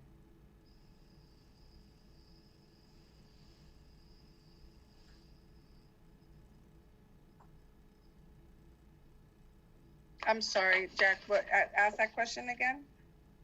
Can we make a separate motion regarding just the issue of the riverfront, that whether it's riverfront or pond? What we have, the wetland flags in the P series from wetland delineation are okay. The A series are the wetlands, the P series are the bank. Okay, but as far as the identification of those, are they okay? Marta? So you guys reviewed the P series. We reviewed the P series flags. And, Yeah. And in the field, when we looked at the P series flags, which is the bank flags to the river, we also thought that P series line was coincident with the mean annual high water boundary. Okay, because it's not shown like that on the plan. It's just shown as bank. okay. So the commission could determine that P series boundary is also the mean annual high water boundary to the river, to which the 200-foot riverfront area would be measured from. So in the ORAD, under the form, could put it under inaccurate, that the, well, I don't know. The bank boundary would be accurate, yes. The bank boundary would be accurate, but the determination that it's the bank of a pond is inaccurate. Right. So we'd have to put But it's that in there. banked, yeah, right. But I think bank is a resource area In itself. to which it's a bank of. Okay, so the P series of flags are okay. Is that correct? As flags, they're okay. Yeah. Okay, so Yes. we can vote on the P series flags as properly located As bank, yes. as bank, and however, I would think in the same motion that we would say, however, the commission feels that determined that is the high water mark for the river, and should be considered riverfront. Would that cover I it? would almost put that under inaccurate, that the determination that it's a pond and has no riverfront area would be checked under inaccurate, or under modified, that the commission modified the ANRAD to include the riverfront area, that the P series is also the mean high annual, and that there's a riverfront area. You want to say that again, so we've got what we're going to make a motion on? These are the P series. Is it all the P series?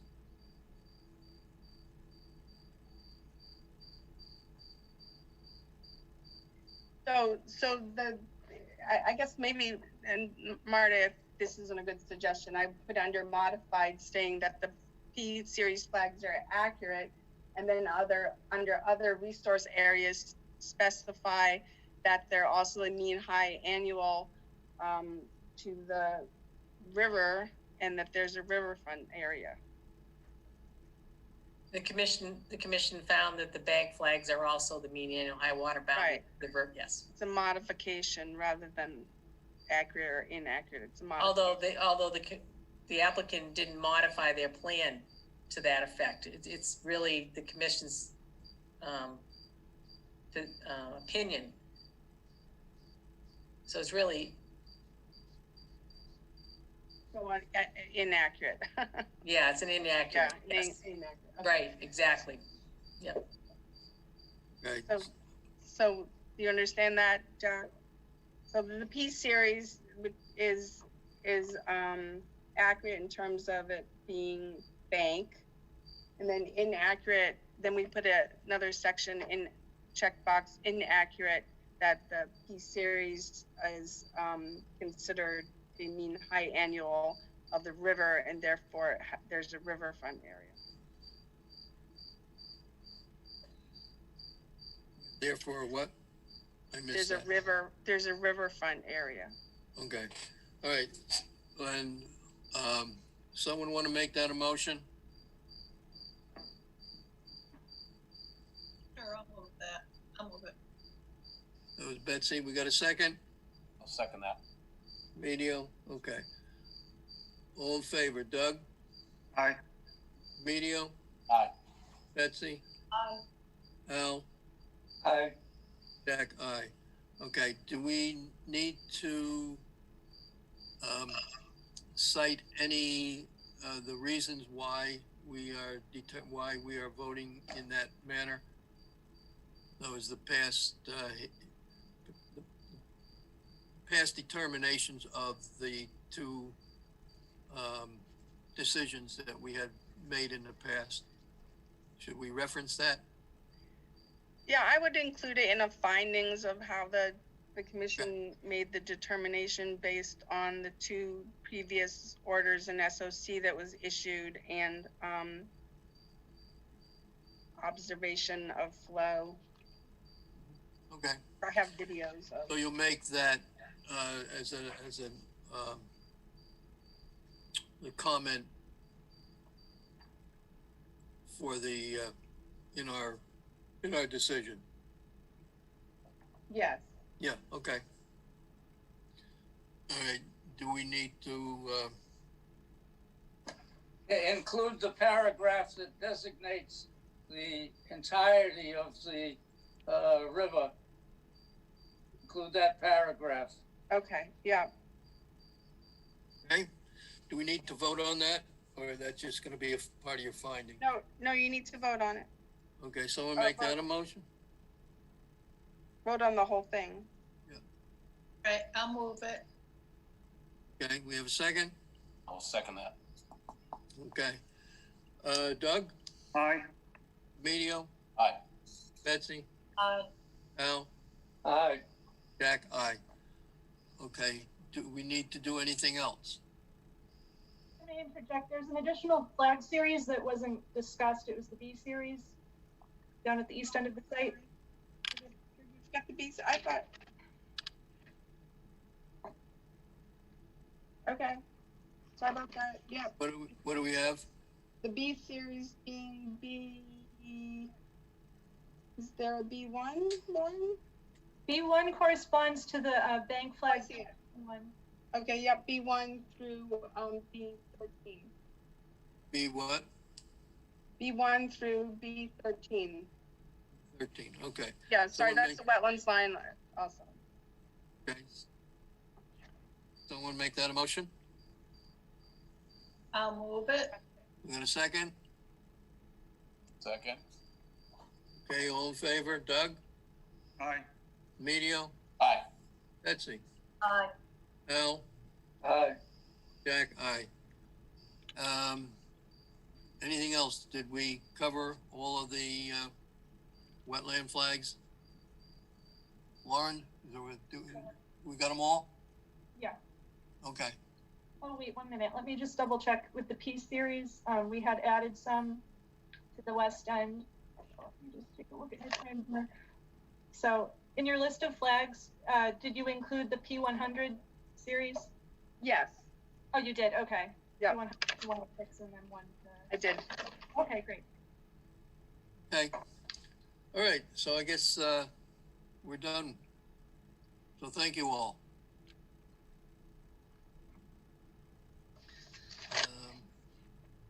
Thank you. Good night.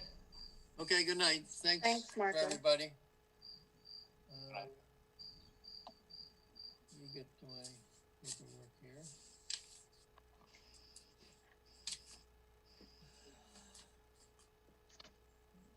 Okay. Jack, can we just take a 2-minute break for a minute? I was all set to finish up here, but I guess we can. Okay, 2-minute I'll break. be right back. Okay.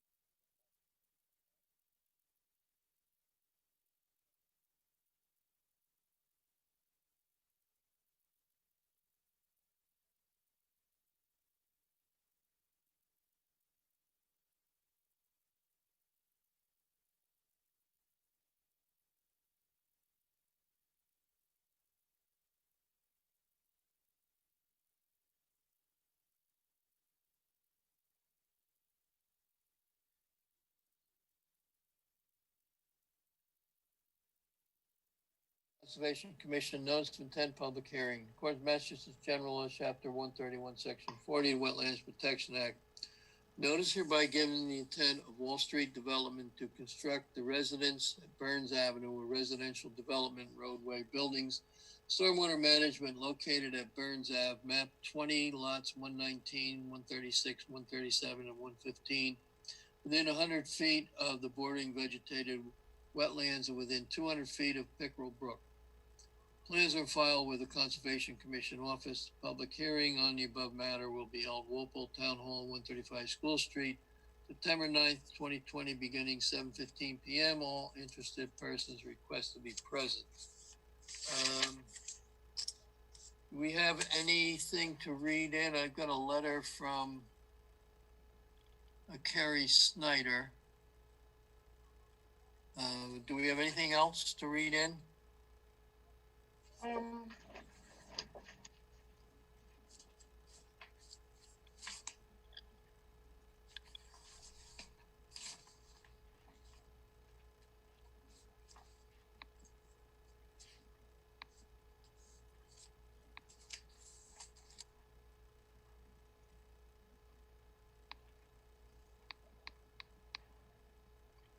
I have a letter from the town engineer as well. And did we get, did you drop off the green cards? So Certificate of mailing.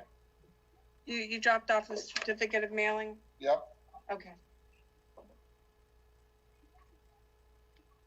Okay, you want to read the engineer's comments?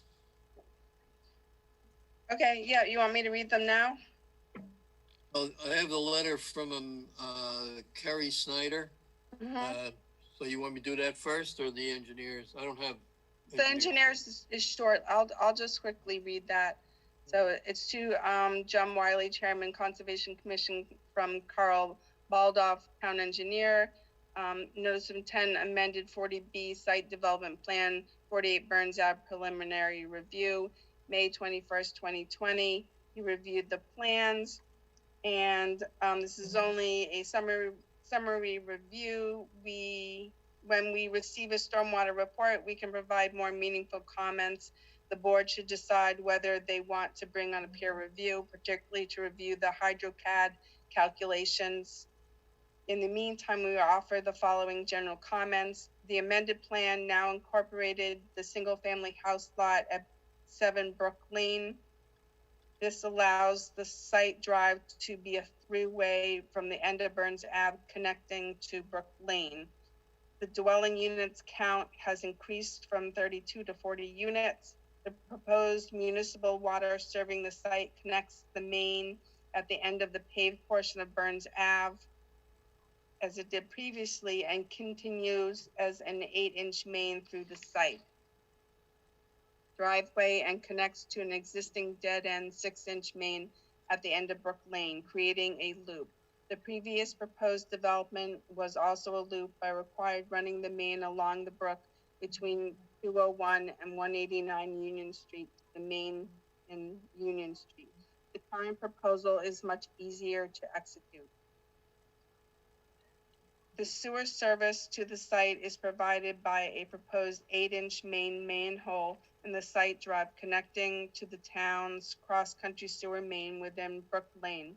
This is a deep connection which allows more than adequate slope for the proposed site sewer while leaving it at a good design depth to remain below water lines, etc. Previously, the connection was made through the property noted above and required excavation and restoration in Union Street. The current design is far easier to execute. Stormwater is managed in underground infiltrators as well as surface detention basin in a location similar to the original proposal. The proposed basin appears to be designed well above estimated high groundwater, which is in compliance with stormwater management regulations. We note that catch basin as station 4+75+ discharged in the same area as the detention basin discharge. However, the catch basins do not discharge through a water quality unit. The stormwater report will hopefully address whether TSS removal may be properly accomplished in the system.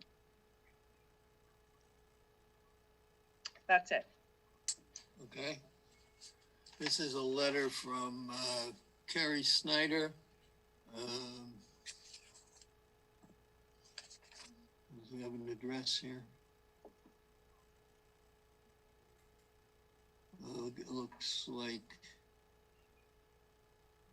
well, no, it's a letter dated, or an email, let's see, dated September 9th. In anticipation of tonight's hearing on a notice of intent for Burns Avenue project, I wanted to offer following preliminary comments. First, we're happy to see the updated project eliminates work alongside Pickerel Brook. Installing utilities within the riparian zone of this brook was a major concern given its relationship to the cold water fishery of Trap Hole Brook. So we appreciate the applicant's rerouting of the utilities elsewhere. Reviewing the stormwater report, we're left with a few concerns and questions. Specifically, we're not convinced the proposed stormwater treatment is complete, nor that it will truly protect Trap Hole Brook, a critical cold water resource. In the expanded project and increased impervious surfaces, we note the following. While the narrative of the stormwater report indicates all stormwater will be routed to BMPs, the post-development runoff section seems to show only one subcatchment area being routed to the retention basin, with most of the remainder being discharged to nearby streets. Additionally, a quarter of the site appears to drain to a grass swale, which bypasses the infiltration chamber and stormwater basin. Thus, it does not look like the applicant has accounted for the potential heating effects caused by discharges from the swale. We would recommend modifying this BMP, which doesn't provide much stormwater treatment anyway, and instead include another infiltration BMP. The existing site conditions and post-development runoff sections seem to be missing information or contradicting themselves. For example, the text, the existing site conditions describes 2 discharge points, but the table shows 3. In the post-development runoff section, it indicates there will be 7 new subcatchments, but only describe 5. These may simply be minor editing issues, but we would appreciate any clarification the applicant can provide. And thank you for your consideration. Should you or members of the commission have any question, please do not hesitate. Contact me at Carrie Malloy Snyder. Okay.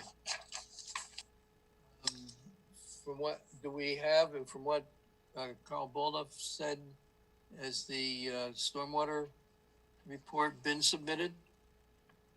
Yes. Yes. But has Carl had a chance to review it? Apparently not. Okay, so that's up near. Okay, representing the applicant. Yes, Mr. Chairman, Lou Petrosi for Wall Street Development. And as you may recall, I think there are some new members, but if you remember, this project was approved previously by the commission under a previous filing, 315-1200. And as previously stated, that project included an extension of, so to speak, of Burns Avenue to a cul-de-sac with utilities being routed along Pickerel Brook for sewer and water. And during that hearing process, there was quite a bit of concern expressed by the commission over the work in close proximity to Pickerel Brook. So we tried to make an improvement to the project and worked out an agreement to acquire the property on 7 Brook Lane.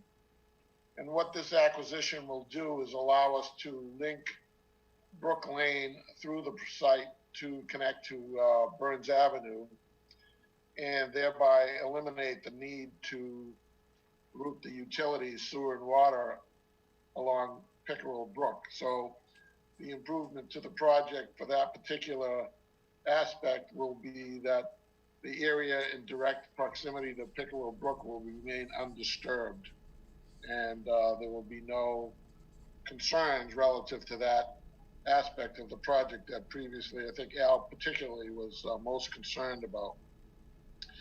More than that,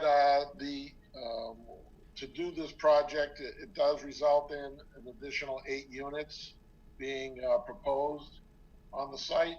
But the major aspects of what was previously approved with respect to the stormwater management, the infiltration of the rooftops and the impervious surfaces, the restoration of the 25-foot buffer zone, and the inclusion of the degraded area as part of the development site, those particular characteristics are still part of the project. There's been no elimination of any of those things that the commission previously had wanted included in the project.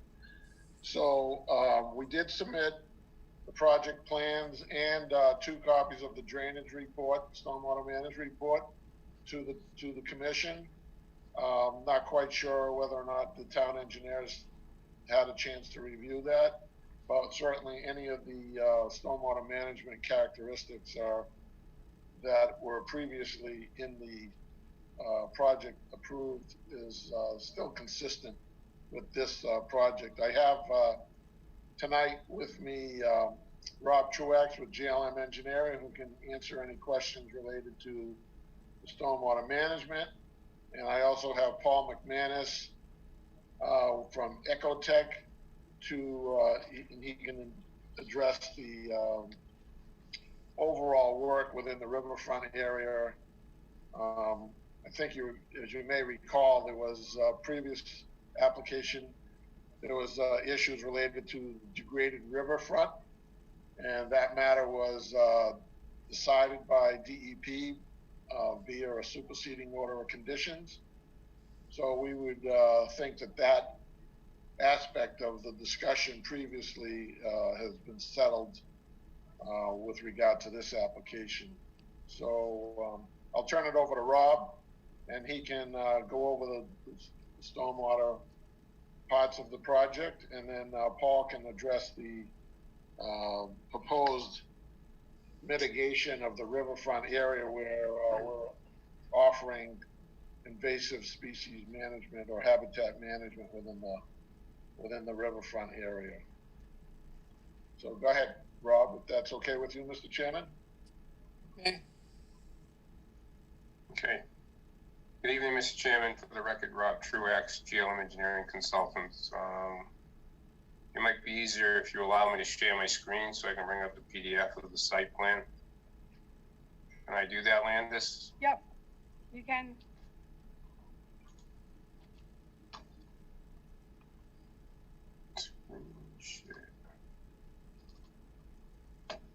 Okay, can everyone see that?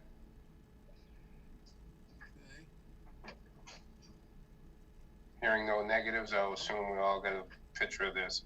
Can see it, yep. So the site that was approved, this is very similar in what we're doing as far as the drainage design goes. As you can see on the site plan here, the roadway loops from Burns Ave over to Brook Lane. And what that allowed us to do is eliminate the cul-de-sac and put the roadway system, eliminate the utility connections down by Pickerel Brook and bring those into Brook Street. There's an existing sewer manhole that's located right at the end of Brook Lane that we can tie into. There's a water line stub that comes down there that will be able to continue a loop water line through the project. So a couple good amenities there. The site itself, however, if you look at Brook Lane, the elevation of Brook Lane is around 106, 107 in elevation. And if you look at the wetland area that's on the town of Walpole property where the drainage basin discharges towards, that elevation is around 106, 107 as well. I believe the house that's on the end of Brook Lane is bermed up. It's higher in elevation, so there's kind of like a berm between Brook Lane and the wetland area from connecting the two. So in order to do the drainage work on the site, we weren't able to bring drainage from Brook Lane to the site or bring it into the drainage basin that we're proposing. So what we do is, if you look at the contours of the site, The roadway slopes up from Burns Ave, the proposed road, to a high point at the bend, and then it slopes down to Brook Street. We tried to come up from Brook Street at a steeper slope to allow us to push as much drainage as possible towards the proposed drainage system, which is called the detention basin and the infiltration system. Basically what happens is there's all the catch basins except for the last two, which are located at about station 5+00, just before you get to Brook Lane. The remainder of the site from here back and all the impervious surfaces are captured within the drainage system and are routed through the infiltration system, which then overflows into the main drainage basin, which you see the open basin behind the buildings here, which is behind buildings 6, 7, and 8. And that outflows at the far end towards the wetlands. The two catch basins, which are at station 5+00, roughly speaking, they go through a water quality treatment unit in the street. The drain manholes is a CDS unit, which is a proprietary treatment unit to separate the solids. And then that discharges to a grass swale, which drains out towards the wetland area. The flows from the site have been mitigated through the basin and the infiltration system. The small amount that goes through those catch basins doesn't need to be mitigated in the sense of volume or flow, because we're taking care of enough of the flow through the drainage system, through the basin and the infiltration. We are providing treatment. We do have the TSS removal for that small area. We get 80% removal. The remainder of the road, which slopes down towards Brook Street, drains into the Brook Street drainage system, which is out towards Union Street. And what we're doing to mitigate some of that is we are removing impervious area in the Brook Street area. We're removing the existing cul-de-sac. We're proposing to take out the pavement and move and seed that area. We're removing the existing house, the impervious surfaces that go along with that, the driveway, walkways, patios, etc. So in doing that, the existing area that flows down into Brook Street is no greater in impervious than what's currently existing today. So we're able to accomplish that. The rest of the drainage, like I said, goes into the basin. The two basins there go out towards the swale. I know this hasn't been reviewed by the town engineer, which is kind of disappointing after all this time. We did submit drainage reports. I'm not sure why he didn't receive one. I have spoken with Kerry from the Ponset River. We had a conversation today about the drainage system. I think I've cleared up some of her problems or issues and made it more clear for her. One thing, and I'll let her speak for herself, I'm sure she's at the meeting tonight too, and I know she was going to attend. One thing we talked about was this outlet that goes to the drainage swale. Even though I don't need to mitigate the flow in a sense of rate or volume because I'm mitigating the overall site going off the property. She asked if it would be possible that somewhere in here we could do some infiltration system, not so much for mitigation, but primarily for the same reason we had put it in behind the units, was to get it to infiltrate in the ground and cool the water down before leaving the site. And I looked at it with her. We looked at it this afternoon, and I do think that's feasible to put something in there. There's a length of pipe here that runs from the manhole out to the head wall, and we can actually extend that a little if we had to.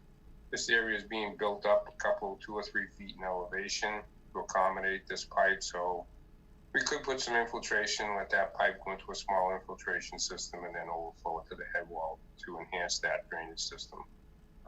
I did have that conversation with her today. We're not opposed to doing something like that. I think overall that, the drainage pattern is primarily the same as what was approved on the previous plans. Not a lot of change there.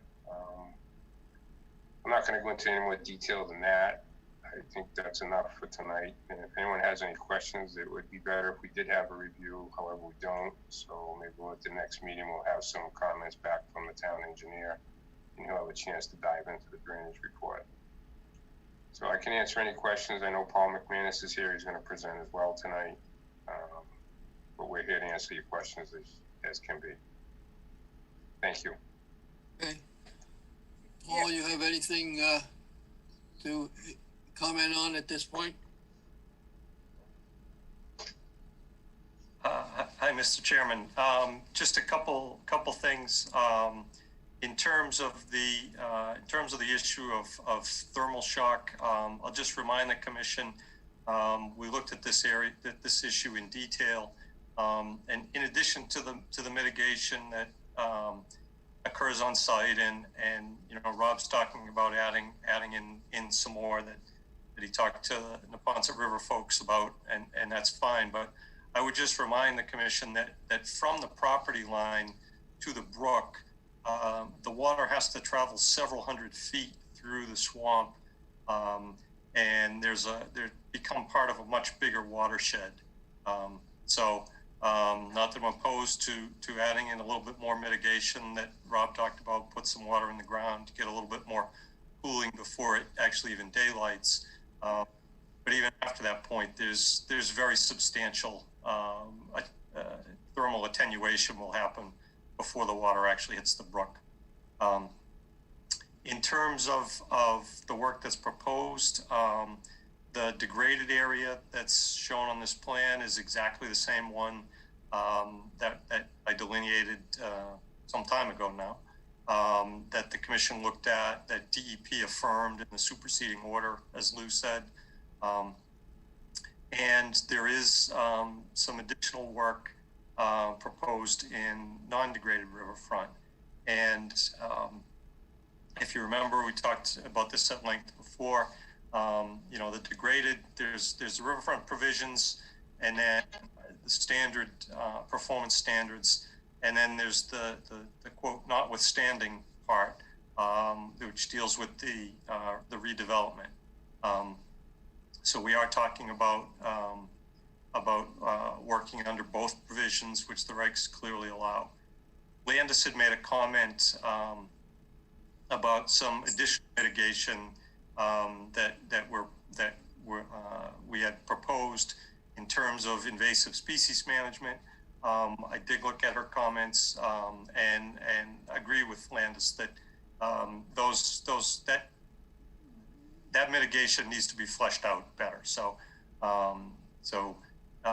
there's, Landis, you had a couple comments essentially to that same point.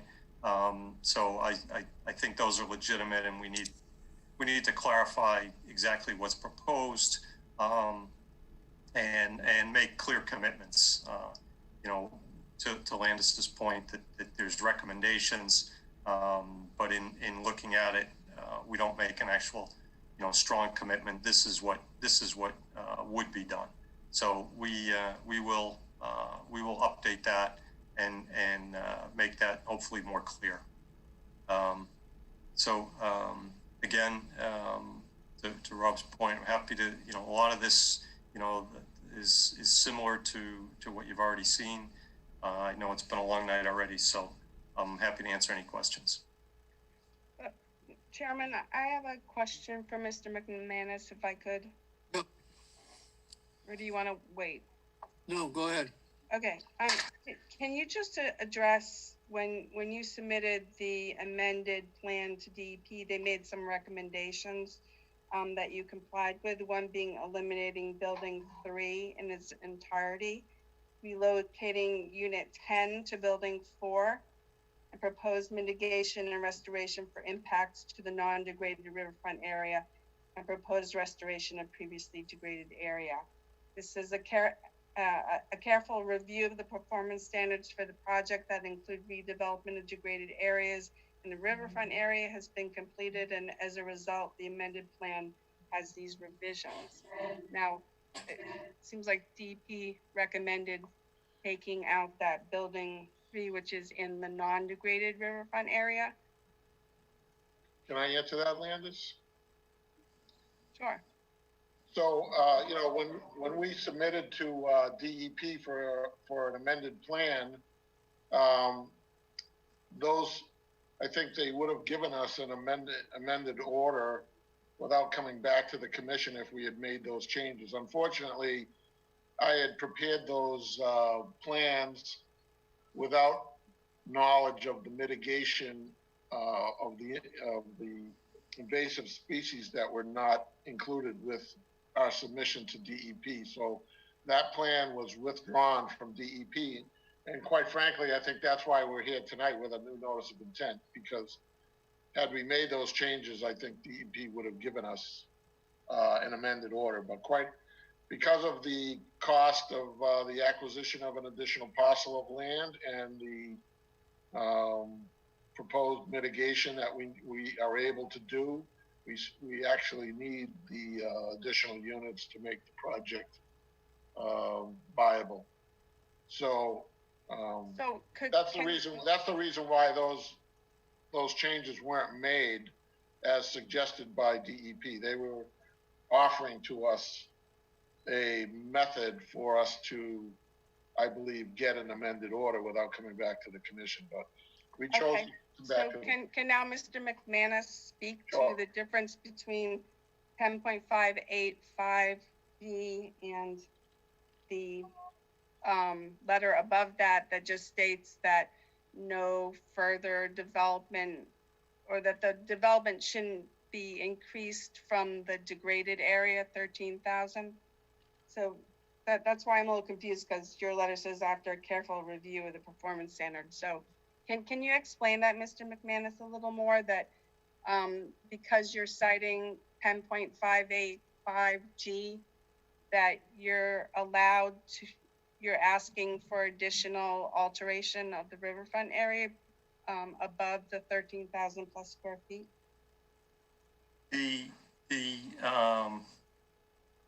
It's a little bit confusing. I'm not sure my explanation was as clear as it could be, but let me try. Essentially, the issue is 1058.4 is the general performance standard, which is the 10%, 5,000 square foot that I think we're all familiar with. And so the building 3, is it, Rob? Building 3, or portions of it are proposed under that provision. And then, but if you go to 1058.5 is the redevelopment provisions. And the first word in 1058.5 is notwithstanding 1058.4, then one can do, all the various work in the redevelopment. So they're really, in my view, they're separate provisions of the regs. They each allow you to do certain things. Obviously, the 13,000 square feet would never fit under the in this case would never fit under the normal performance standard at 1058.4. It would only be it would only be on the table where there's this much riverfront because of the degraded provision. So they're really two separate, independent parts of the regs that that allow work in riverfront, each with their own set of criteria.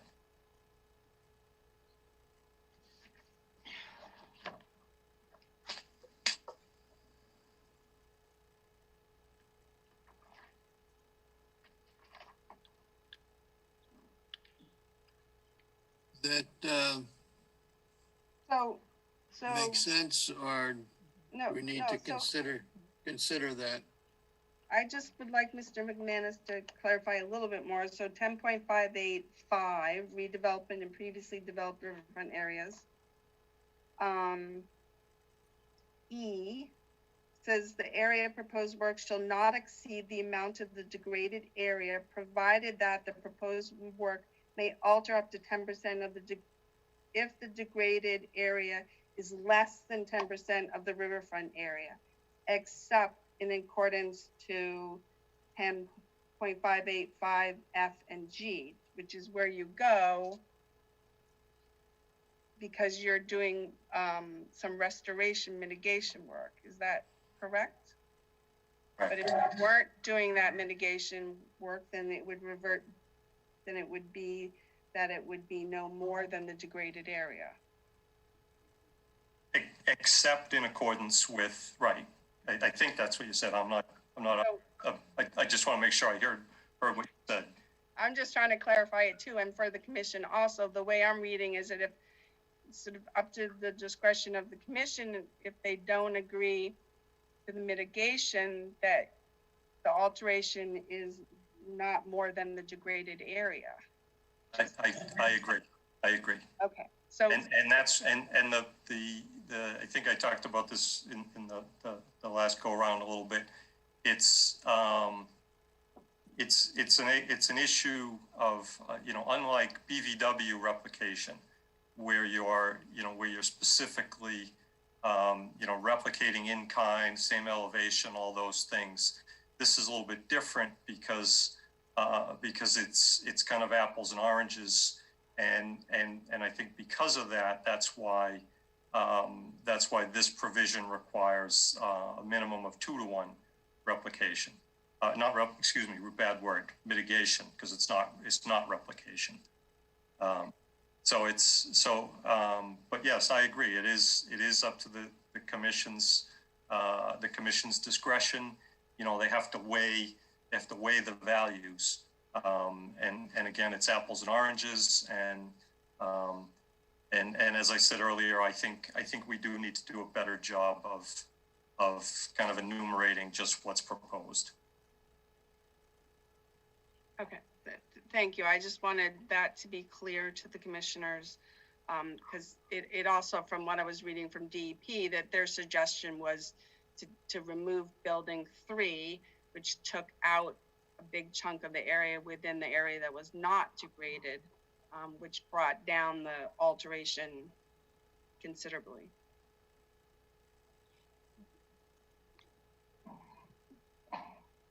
Just wanted to make sure that was clear to the commissioners. Thank you for your help. No, that's fine. I appreciate it. It's as I said, it's we're operating in 2 kind of separate but related parts of the regs, and it's not straightforward. These regs are these regs are muddy. Yes, I agree. I agree. Anything else, Landis? No, not at this time. Go through commission. Now, this is a new filing, so Bailey can participate in this. So Correct, yes. you have any comments or questions, Bailey? Excuse me, Mr. Chairman and Bailey, I'm sorry to interrupt, but I forgot there was a new person. Mr. Chairman, would it make sense for me to quickly run through the jurisdiction? I kind of just skipped over that under the assumption everybody remembers, but I can do that if No, why don't we hold off on that? Let's just we'll see if you have any.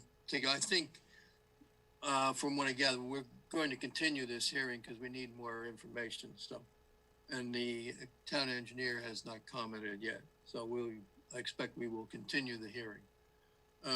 So Bailey, you have any questions or comments at this point?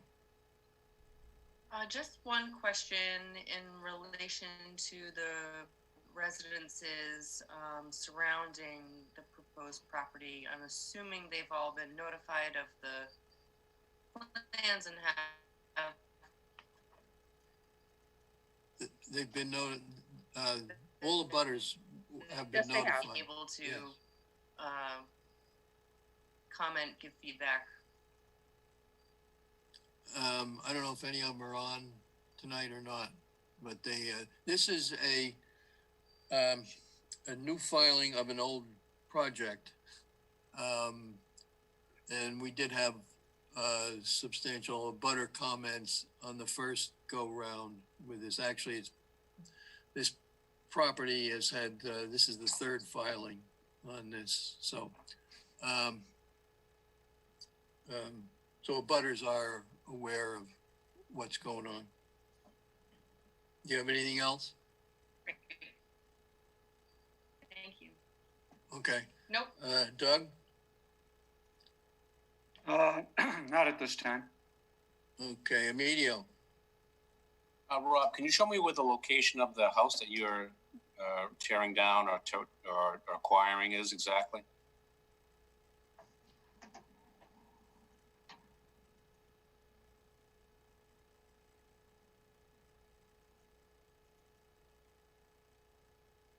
You see This that? is the existing conditions. So the house is right over in here on the end of Brook Lane. This is the house here.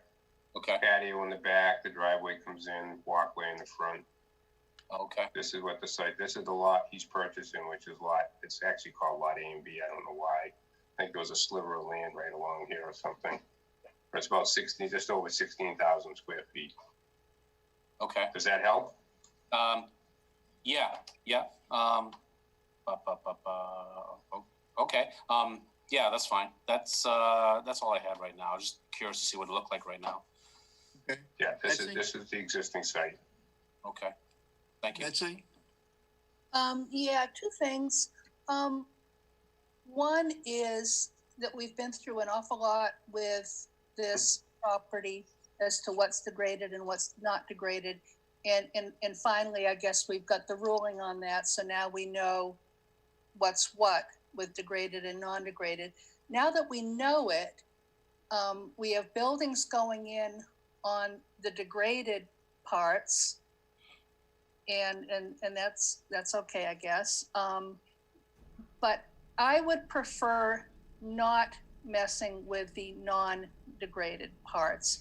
I would, if there are going to be trade-offs, and it sounds like this was being presented as trade-offs, I would rather have the non-degraded area not be disturbed, thereby having fewer units in that area. So removing that building, is it, I can't quite read it here, is it building 3 or something? But with the building that's in the area that we've been talking about. So, and as far as trade-offs for how much everything's costing, the house had to be bought, but I don't know if that's really our jurisdiction to be thinking about what somebody had to do to make this work. You know, buying a house, we don't usually consider that, but the degraded versus undegraded, I would vote for don't work in the undegraded. And if it means that the mitigation is going to be too expensive and we need those units, don't do it. Don't do it. Not degraded, don't do it. Mr. Chairman? Well, you can comment, what's, anything else, Betsy? No, that's it for the moment. Okay. Al? Well, I'm glad to see that we have a way out of this project without disturbing the brook, so that coming out onto Brook Street to me is a positive change to the original project. And I realize that by acquiring the house to get that outlet onto Brook Street, that requires an extra amount of apartment units or condo units, whatever they are. And I realize that's a cost of protecting the brook. And I guess to me, that's a big thing, because that was some of the issues I had was digging trench right next to the side of a brook, and I'm sure you can't do it, because I've tried to do things near brooks and it doesn't work.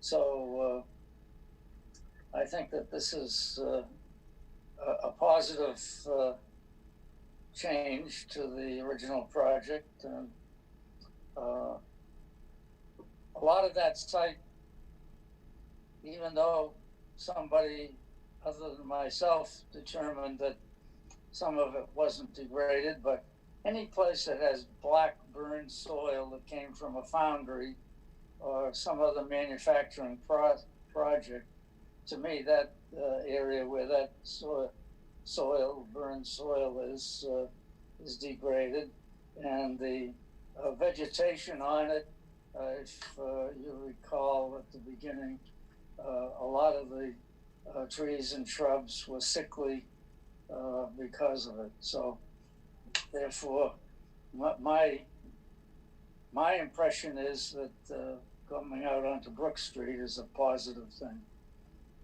And if there's a cost of having more units, I'm willing to go with the cost of more units.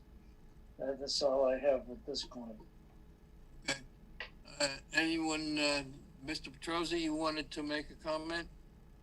No, well, I think Alice said it correctly. The trade-off, as Betsy would say, the trade-off is eliminating all of this disturbance along the brook and eliminating all the concern related to that construction.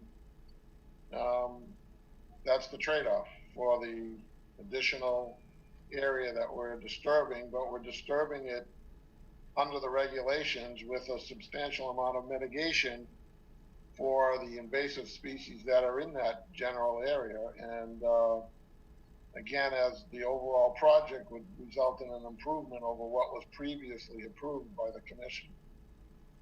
So I would hope that Betsy would take all those things into consideration. Okay. Anyone Jack, in the... Jack, can I just make one more comment? Yeah. Sorry. I just want this to be clear to the commissioners. DEP, when they were reviewing this for an amendment, was shown a plan that connected to Brook Street, but took out building 3 and removed and put one of those units into one of the other buildings. So at that point, the applicant agreed to remove building 3, connect to Brook Ave, not to Union Street. So that's not correct, Atlantis. I'm sorry. Well, that's not correct. I'm sorry. We can do that. What DEP suggested, we can do that, but I can't. I'm not agreeing to do that because now, right.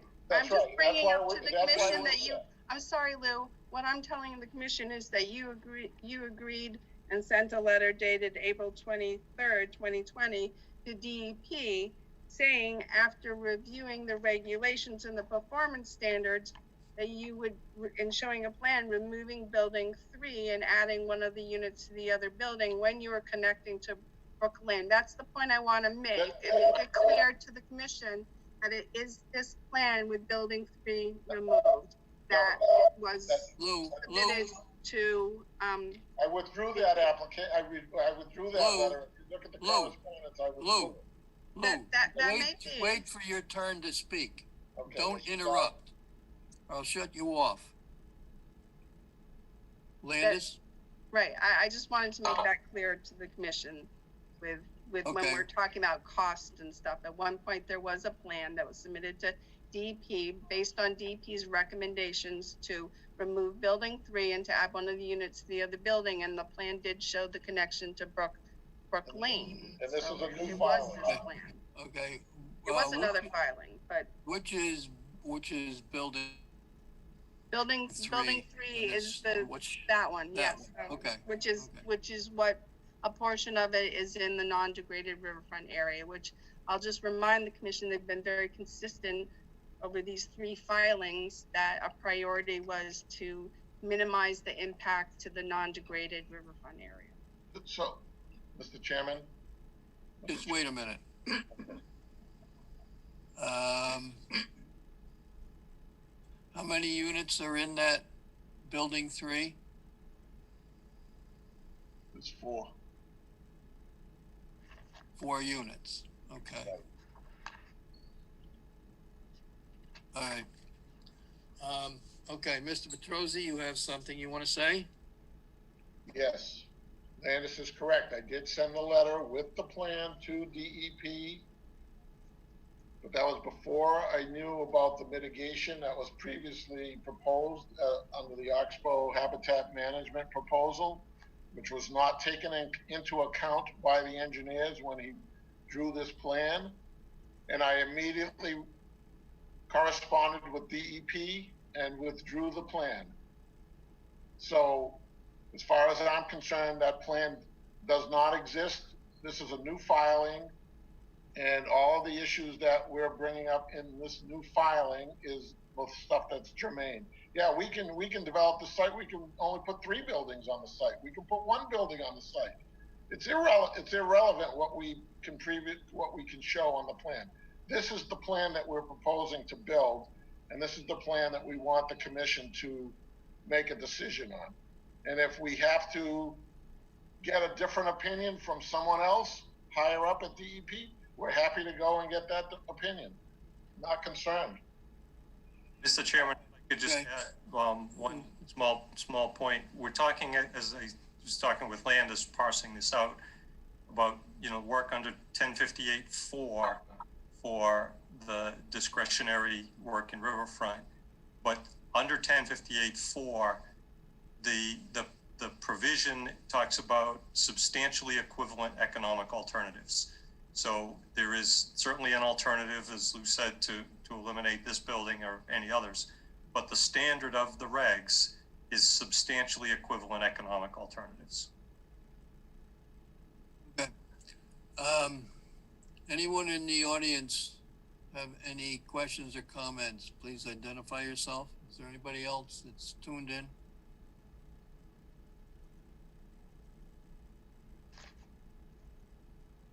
I don't hear anybody. Hi, Mr. Chairman. This is Carrie Snyder with the Ponset River Watershed Association. Okay. Sorry, I was trying to raise my hand, but didn't want to speak over anybody. Yeah. Yeah. I'm sorry, what was that? You go ahead. Okay. So I'm not going to read my statement. You've already read that in, and I just wanted to acknowledge that Rob and I did have a chance to speak before the hearing, and if the applicant is willing to put in an infiltration chamber before some of that drainage hits the swale, I think that would satisfy some of our concerns. And what I included in a note to the applicant, but not to the commission, was we were asking about the mitigation, sort of what was proposed, because I know the previous plan had some restoration of the degraded riverfront, but there's a building where that area is. So we'd love to see what it is they're proposing. So I would just echo Landis's concerns over that. And that's it for me.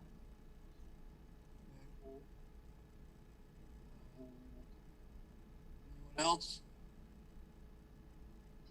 Well, as I have the comments that Landis gave me today, it sounds to me from reading these that there's some more work to be done and submitted to us. And with that in mind, and listening to one of Lou's consultants saying that there's more work to be done to add to some of these mediation and repairs and everything else, that we need to continue the hearing until he has all that material added to the proposal. So my recommendation is that we wait until Lou has completed the application, and we hear the rest of it at another date. I have a question. So if do we need to see alternatives? Sometimes the proof is in showing I could do it this way or I could do it that way. I wonder if that's something that could come next.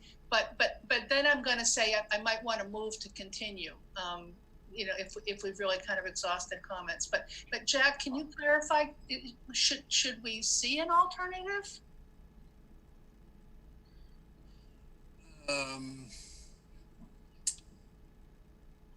I think that what we have before us is what we have to.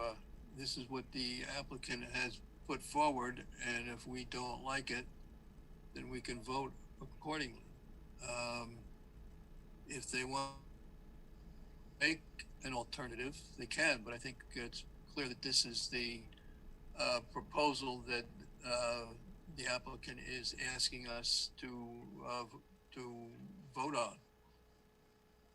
I think after hearing comments, they decide to show us something different. That's up to them. But I think right now, this is what we have to work with.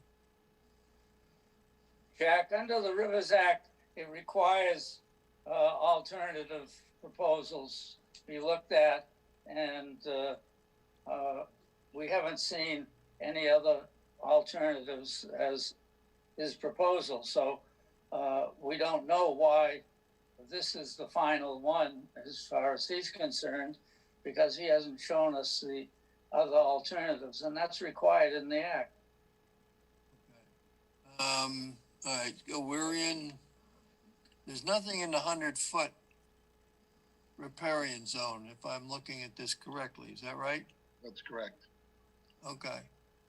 So we're dealing with the 100 to 200-foot zone. Most of which is degraded. Okay, so I guess what I was just saying, that there should be some presentation to us regarding alternatives that you considered to before you came up with this design. Betsy said it too. Right, and I'd like to see that also. I think there was an alternative to move building 3 out. And I'd like to hear a little bit more of why that's not viable all of a sudden, other than it's a new filing, but it should be addressed under this filing. Because in the past, the commission has said minimize the impact to the area that's not degraded. So I think that this application needs to show that. No, I'm not doing that, Landis. I'm not doing that. We're here under the regulations. We have the right, and it's up to the commission to discretion to allow us the extra 4,900 square feet of undisturbed riverfront based on the mitigation that we're proposing. That's the plan. Okay. Okay. I have an approved plan. I have an approved plan. Okay, so the commission has to make a decision if they want the mitigation to allow the additional work in the riverfront area for the mitigation. Or I go back to the original plan, which is Pickerel Brook. As well as Kathy Campbell is trying to make a comment, but for some reason she can't get unmuted. She is asking if Rob can describe Brook Lane cul-de-sac and how that is shown differently here than what is there today. I'm not quite sure I understand the question. So she wants to know what's changing with the Brook Lane cul-de-sac. Rob, I think you mentioned something about removing some of the pavements, and I think she wants to know how that's changing Brook Lane. Sure. Existing to proposed. Yep. We're basically eliminating the cul-de-sac at Brook Lane and putting a through street. So there'll be no more cul-de-sac turnaround. It'll be gone. And it'll be a through street, same width all the way through as going out to Burns Ave.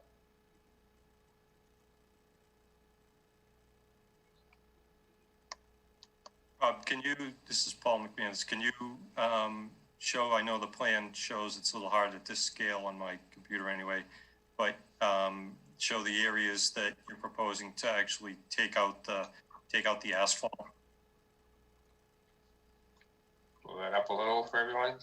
How's that? That's great, yes. So you can see right in here, this is where the cul-de-sac sits. This is all pavement. So we're basically eliminating and just leaving the 2 driveways. So all of this pavement in here is coming out. Pavement in between, it'll have lawn in between the 2 driveways. And then all this pavement going up through here is all coming out as well. So the road will just sweep straight through. There'll be no more turnaround. That just goes away. It becomes a through street. So I have a question. Who owns Brook Lane and the cul-de-sac? And if it's the town, is the town okay with, who owns the area that's going to suddenly be loamed and seeded? Is that going to be the town's little grassy area, or is it given over to the neighbors, or what's that logistic? No. Right now, it's a public way. The town owns it. It's a public road. So the town would retain those rights unless they did some type of abandonment of property. So the town's going to have this loamed and seeded area. They're gonna like two little parks. Well, we would Well, try it'll just, honestly, it'll be more like, it'll look like their front lawn, Betsy. It'll be in front of their houses, so it'll just complement their front lawn area. And most likely, as most people do, is they'll mow it along with their yard when they mow it, just like you mow out to the street. There's probably, most houses own 10 to 13 feet before they get to the pavement. The town owns that and people maintain it. Pretty simple. Okay, does the town have to do anything achieve that? Is there anything specific that has to be done? No. Okay. We're just working within the right of way. So has the town approved that yet? This isn't, this modification is before the ZBA as well. This is a 40B application. It only goes in front of the zoning board for all local permits. The only other permit we have to obtain is from Conservation Commission. So then I'm a little hesitant if all of this is hinging on Brook Lane being used this way, and if the ZBA hasn't seen it or hasn't discussed it yet or voted on it yet, I am just a little bit worried about coming up with a conservation plan that's hinged on something that the ZBA might say, no, you can't do that. If the changes, then they'd have to come back to us with whatever revisions are made. I'm just wondering if ZBA has to look at it first. It just seems like that's the key point here. They're coming in a totally different way, and that's, I guess, a good thing, but it hasn't been approved yet, and it just seems like it's the wrong order to do this. Well, if I can speak, Mr. Chairman? Yeah, go ahead. Well, we did submit to the ZBA prior to submitting to the commission. However, the ZBA has decided that they don't want to have any public hearings on 40B projects because, I don't know, they just don't feel like 40B projects are deserving of hearings at this point in time. Or say because of the Zoom process and. Well, yeah. because of the lack of public, there's no open public hearings, which I don't disagree with them. Scream at somebody when you're in person rather than write a letter or an email. Let's proceed. If the changes, then we'll see another proposal. Anybody else in the audience? Well, there's some other people tuned in that wanted to comment.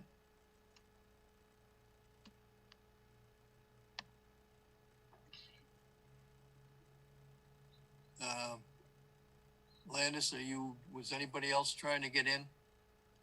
No, not that I was in chat, so. All right. You got some things, and we need to get the stormwater reviewed by the engineer. Mr. Chairman, can you hear me? Got some things. What the hell? Oh, we have someone. Can you identify yourself, please?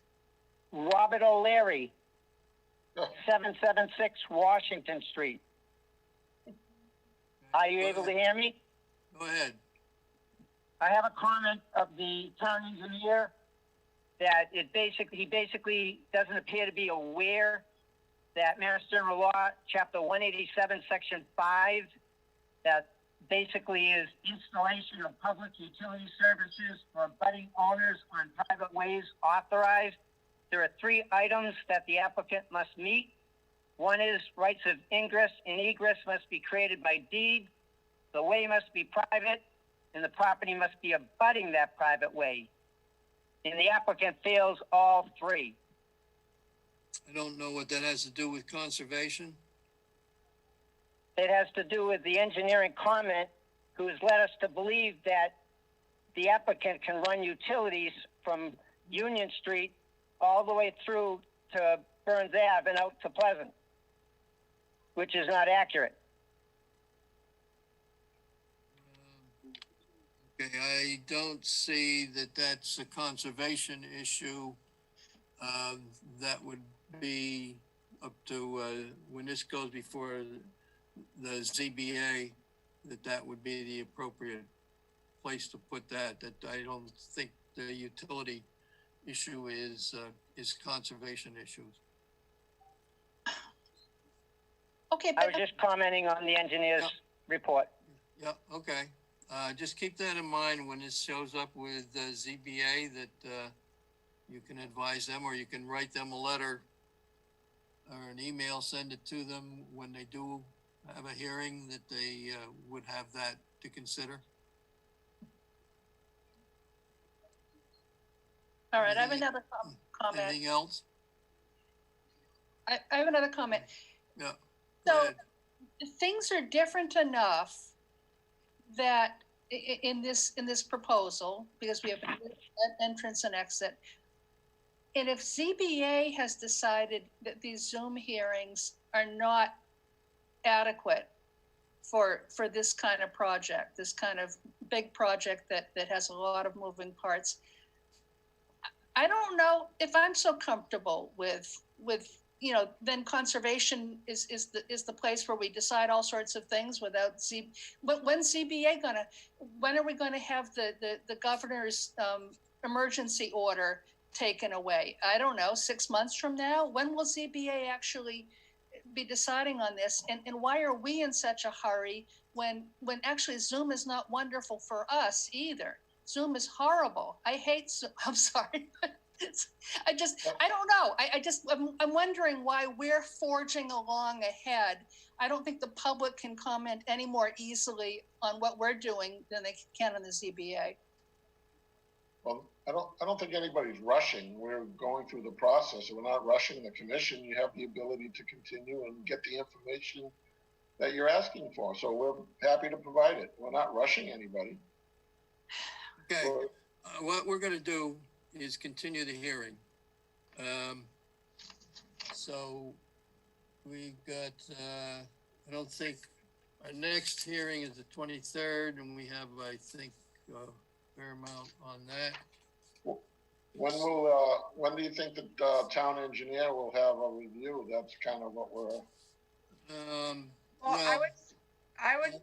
I can give him the report, since guess he didn't get one, and I would suggest perhaps having a meeting with Carl, myself, and Rob. Not me. With enough social distance, or via. And I won't come. I won't come. You, if you want to as well, but to talk about the technical stormwater report is why I was suggesting just Rob. Wear a mask, Lou. Yeah. So let's do it we'll continue to October 14th then. How's that?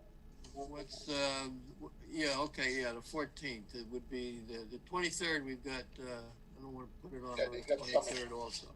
Yeah. So the 14th, we continue this. Right now, the only thing I see on the 14th is our stormwater and erosion control bylaw. Regulations, yes. Mr. Chairman, can I also say that for Betsy's purposes, the zoning board has committed to have an in-person meeting for another project that we have on September 21st. So they are proceeding in that direction, but they haven't yet scheduled a hearing for this particular project. So it is imminent, I think. They're having an in-person meeting? On the 21st. So they're allowed to have an in-person meeting? Landis? Are we allowed? I think if you have a venue large enough and you don't have more than 25 people, you can have an in-person meeting. Oh, that's really good to know, right, Landis? We can talk about it. Yeah, let's do. So I think we can meet the high school auditorium or something. I think that's what they're planning on doing. So, so just so you know that, I think they're getting to the point where they're getting more comfortable if they can find a large enough venue to social distance. Okay, we'll continue this till October 14th, at 7:10. Great. Someone make that a motion? So moved. I'll Get a second. I'll second. Okay, all in favor, Bailey, Aye. Doug, Aye. Medio. Aye. Betsy, Aye. Al, Aye. Jack, aye. Okay, so it's, October 14th at 7:10. Great. Thanks very much. Okay. Thank you, everyone. Have a good night. Thank you. Thank you. Um,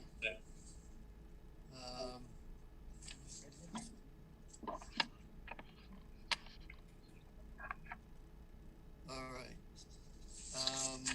We still have another hearing, I believe. Yep. Let me, get rid of some paperwork But I'm sure John will make it very quick. Right, John? here. I will. Hold on. Finding some paperwork here. Okay. This is Elmcrest Circle. Okay, are we ready? Yes. All right. Town of Walpole requested termination of applicability, Conservation Commission public hearing in accordance with, where am I? In accordance to the Town of Walpole Wetlands Protection Bylaw, notice hereby given the intent of Warren Patterson for the installation of a septic tank and pump chamber for the property at 9 Elmcrest Circle. Plans are filed with the Conservation Commission office. Public hearing in above matter will be held. A virtually accessible video Zoom meeting on September 9th, 2020, beginning at 7:30 p.m. All interested persons requested to be present. Contact Conservation at 508-660-7253 for access information to virtual meeting. Okay, representing the applicant. So, Mr. Chairman, my name is John Glosser, Glosser Engineering, 46 East Street in East Walpole. And I'm here representing Chip Patterson, who he and his brother are the owners of the property at 9 Elmcrest Circle. And I know the last time I was on your Zoom meeting, I told you I'd be doing the screen share, but I'm not going to do that because I forgot to kind of figure that out. So if you don't mind, but it's pretty simple. Elmcrest Circle, you might all know where it is. I've had a number of filings in front of you before. So if you're heading up 27 towards Medfield, and after you go past Robbins Road and over the train track, the next right is Mill Pond, and then you go to the end, and the town actually owns some land there, and then you take a left, and that's Elmcrest Circle. And it's the next house. I mean, it's the last house, it's the next to the last house on the right side. So behind this house is where Millbrook, is that Millbrook or Minebrook, I think. But anyway, it's where it sort of dumps into Turner Pond. So it's kind of the, Minebrook. So it's kind of the beginning of the pond. And they have a septic tank and a leach field behind their house. The leach field is about maybe 60 feet from the edge, from the water's edge. And so we went out, did soil testing there, and basically, because there's a lot of pine trees and a lot of slope issues, we determined that that's the best thing to do here is just sort of rip out the leach bed that they have. There's no issue with their septic tank, so we're just going to come out of their existing septic tank, which is behind their house, put in a distribution box, and then put in 2 leaching chambers. Each one's 28 feet long. So the finished product is about 28 feet long and about 12 feet wide, and it fits on the top of the slope where the system is now. The rest of the property going down to Turner's Pond is sort of natural area of white pines and other shrubs and all. So trying to avoid just staying away from that. They did agree to, they have a shed there that needs to be moved or removed, so they did agree to do that. So we're just simply asking for a negative determination of applicability. The closest point of the septic system is 60.4 feet from the water's edge, and probably the closest point of work is 50 feet from the water's edge. We do show a 8-inch compost sock between the work and the water. And as I said, that area right there where we're putting this system is flat. If we tried to go back farther, we'd be on the slope down to the pond. So we avoided that on purpose. So that's pretty much it. Board of Health has approved this plan, and it probably would be installed by now. We did ask the Board of Health if they would send to the Conservation Commission a request to do it under an emergency, but I think Kenny Jones just hasn't had a chance to get out there now, so I'm just following through now with the file. Okay, I hope I went fast enough. Landis? I agree. This needs to be completed. It's flat out there. As long as when you excavate the material, is it going to be put off onto the driveway or taken out immediately? Any excess materials, so won't be sitting on site. John? Yeah, that's right, Landis. So okay. I'll let Kenny know, but they're not going to leave anything there. Kenny's very good at estimating what can stay for backfill and what has to go. Right. And I'm sure he'll understand, but I will definitely remind him that no materials can be piled there other than the little bit that he'll need for backfill when he's done. I mean, the system's pretty shallow under the ground. It's only 1.5 feet or so under the ground, so he won't need to leave a lot of material there to backfill. And I'm all for it. It just takes a day for them to do this too. Right. Yeah. So and Kenny's very good at doing that. He's not one who excavates and lets it sit there for a week or two while he goes to another job. They do one job at a time until it's done. Yeah, I recommend a negative determination. Okay. Bailey, any questions? No, sir. Doug? I lost the connection. The battery died on my computer for part of John's presentation, so I probably just need to abstain. Okay, Emilio? All set. Betsy?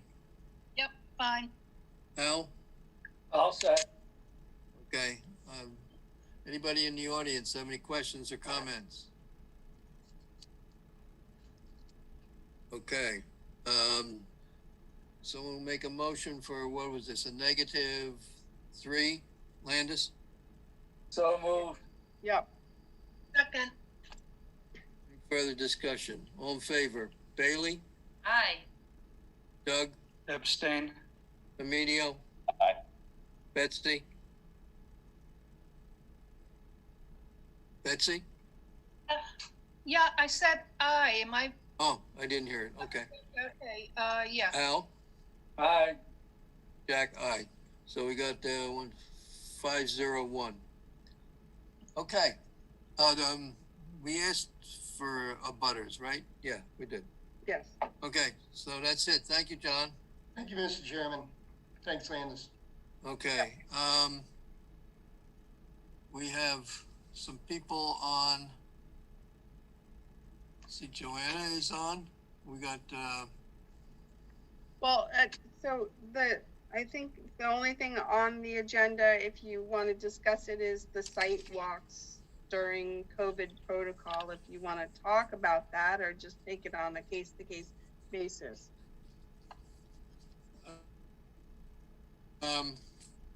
Well, basically, why don't you just advise everybody what town council has advised? Sure. So the issue with having a site visit, normally what we do is we post a site visit and all the commissioners come and it becomes a public meeting. But it doesn't have to be. The commission can schedule a public meeting on site, and the commissions would commissioners would come, there would be a quorum would be okay, and it would be just taking in information. So you would just observe or take in any testimony, information from the applicant or the consultant, but you would have to refrain from any discussion that could be seen as a deliberation, because it's not a public hearing. It's only a meeting of the commission to obtain information. So that town council said would be okay. And I know there's been some discussion on that's not normally what the commission does, but I just put it on the agenda if you guys want to talk about it. One thing, this would be with Beta, right? They were going to join us. Well, I sort of put it on the agenda just as a generic thing, since it comes up. I mean, one, there's the COVID issue that any gathering of 25 or more is not allowed under COVID guidance put out by the Governor Baker. So we'd have to somehow navigate that as well, of holding an event that was less than 25 people. So I don't know if you want to just take it on a case-to-case basis, or if you want to set some kind of policy that you won't have site walks during this period, or how you want to handle this. So it's if we have the just the commission, we don't have to worry about the number of people, so it doesn't become a public hearing. Right. So and if we do have a consultant, we can ask questions of the consultant. If I understand. Right, for informational correctly. purposes, you just can't be perceived as having any kind of deliberation. Yeah, well, this is the question, what's deliberation? I think if I understand correctly, if someone had a question and we had a consultant with us, that would be okay. Yes, I agree. So, on the table now is, we had a site visit. We talked about a site visit for 55 Summer Street.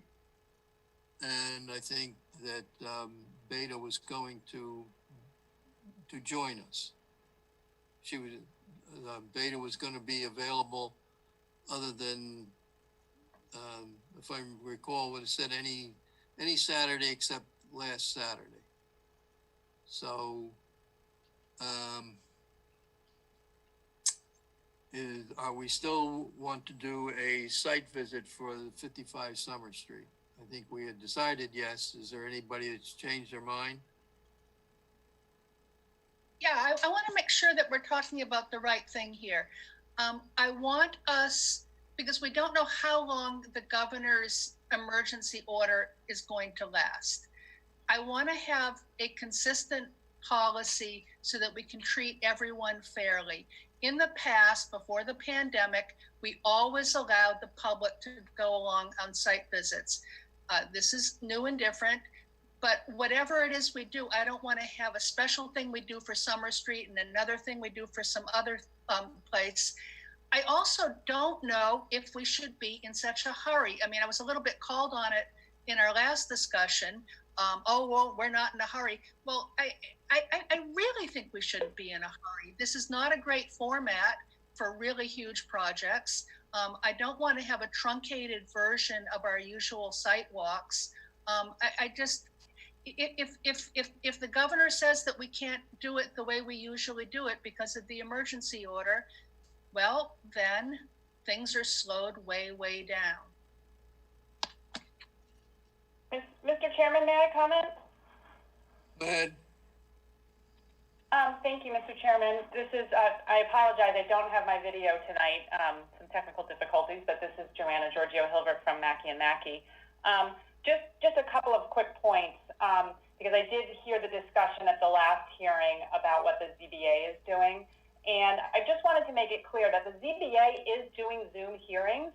they've just decided that for 40B hearings, they're not going to do Zoom. And as I'm sure you all know, a 40B is a comprehensive permit where the ZBA is not only deciding matters that are regularly before the ZBA, but they're also deciding a variety of other matters that they don't usually decide. That's a different scenario from the Conservation Commission. This is a notice of intent. There's nothing different and special about it for this project than for any other project. And so to the extent that the ZBA, for whatever reason, has decided to treat 40B permits differently from regular permits that are before it, that's different from the Conservation Commission, who whether you get an NOI on a project that also happens to be going for a 40B permit in another board, it's still just an NOI for the Conservation Commission. That's my first point. And my second point is that, just to be clear, the open meeting law does, and I think, I'm sure this is what Town Council had spoken to Landis about, the open meeting law does have an exemption for site visits. You do not have to invite the public to a site visit, so long as Landis said, you're not deliberating. So, I mean, obviously it's up to the commission as to, what their policy should be. But I would think, especially in a scenario where you have engaged a consultant who has done a site visit, that there, may be a different process during COVID, because it's not just the number of people at the site, it's also the fact that you have to space everyone out by 6 feet. So even if you have, say, 15 people, you're still technically under the 25, but you've got to space those people all out 6 feet. So those are my two comments. Thank you. Okay. Back to the, do we want to have a site visit? We had decided to have a site visit. Is there any reason to change that? So, yeah, I don't want to exclude the public. I just, so we're having a state of emergency right now, and all sorts of things are different, but I don't want to do something that we wouldn't ordinarily think is the right thing to do. I'm not in a huge hurry to have a site visit that excludes the public. So if we're not allowed to have the public, then things are slowed down on this. That's my opinion on it. I think it's important to include the public. I could easily be the public. I'm just an ordinary person on a town board, but I could actually be someone who was in a butter for a project, and I would want to see what was going on. So I don't want to exclude the public, and so it sounds like we can't do it, in my opinion, but I'm just one vote. Mr. Chairman? wait a minute. Landis, clarify the situation as far as public on a site visit.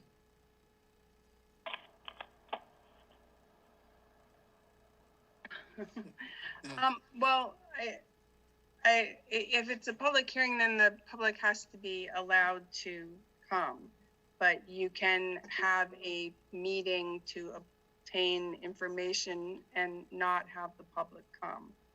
So, and I think the applicant has indicated specifically for 55 Summer Street that there wouldn't be enough spacing for everybody. Okay. The applicant was concerned with safety of people traversing across the raw land as such. That they, I believe, had said they would not allow the public to participate in a site visit. Is that correct, Joanna? Yes, that's another point, is that the site is quite raw, and the trail is not well put out, and so in the areas where you would go to visit the wetlands crossings, it's just not a particularly safe area for the public. Also, I'm curious, because on the other projects that I've done recently with this commission, you have not always done a site visit with the public. So I'm just curious what, you know, it does seem that it's not always done. So where you have engaged a peer review consultant to do a site visit, it seems that if the commission feels that it couldn't be done safely, that, you know, either the commission could just go without the public, or the commission could rely on the peer reviewer. I don't think it's always done that there's a site visit by the entire commission and the public. No, it's not. But if the commission has a site visit, we always post it, and the public is invited to come. If there is a site visit, we don't always have a site visit for every project, but if there is a site visit, then the public is always invited to come. Okay. So we're back to, do we want to have a site visit? This is Bailey. I have a question. Yeah, go ahead. So, is there a reason we can't do virtual site visits? It looks like we have a partnership or a relationship with WMTV or some kind of association that could potentially broadcast this while we are there in person, and folks could join online via Zoom like we do today. I don't know with this site, it says 54 acres, is that right? I think it's 54 acres. So to have the TV camera follow around on the site is probably not practical. I think that's what you were suggesting, is put it on the community TV. Yes. Okay.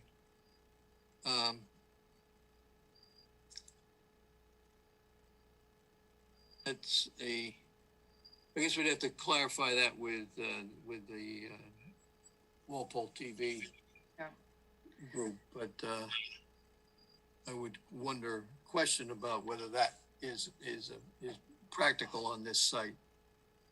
Well, to Betsy's point, if we're waiting for folks to kind of figure out this pandemic, that could be an alternative option to keep things moving, not rushing, but just to keep things moving. Okay. Anybody else have any comments?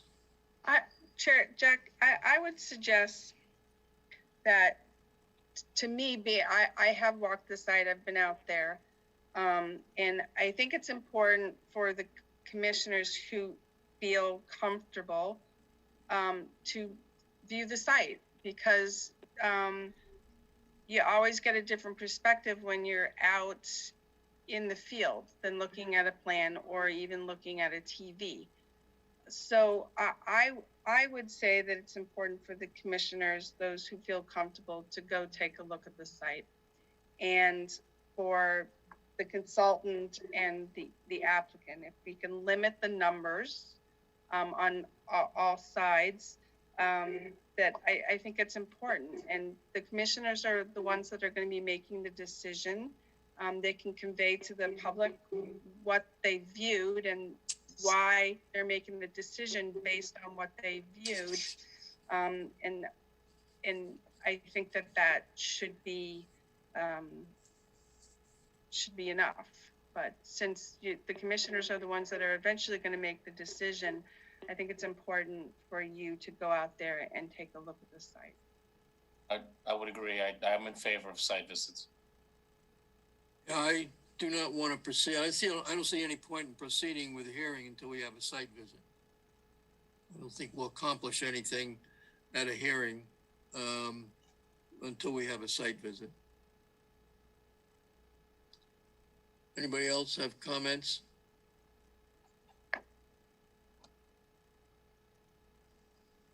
Mr.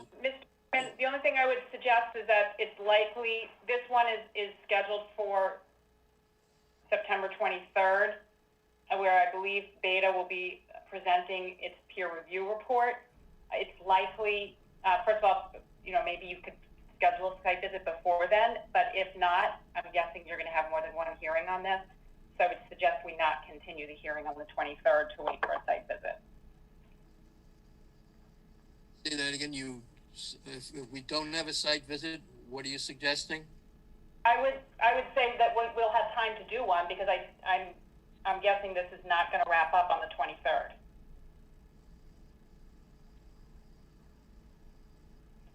So my suggestion would either be try to get the site visit in before the 23rd, or if you can't and you need to schedule it after the 23rd, let's go forward with the 23rd so that Beta can present its report, and we can schedule the site visit before the next hearing. Okay, has everyone gotten a copy of Beta's report? Is that going out? The report and the plans and everything are on the Walpole website under conservation, plans and applications being reviewed by the commission.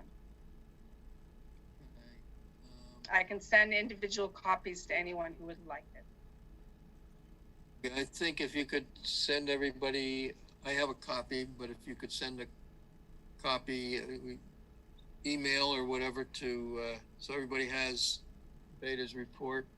What are we looking at? The 12th. I'd rather not do it this Saturday. So you want to just wait till after the 23rd? Okay. Do you think we'd have it be beneficial to meet here Beta's report to us on the 23rd and then have a site visit? After the 23rd, yeah, I think that would be fine, and then we can pick a date with Beta and everyone at the on the September 23rd. Pick a date that meets everyone's requirements. Okay, I think we determined that would have to be a Saturday. So.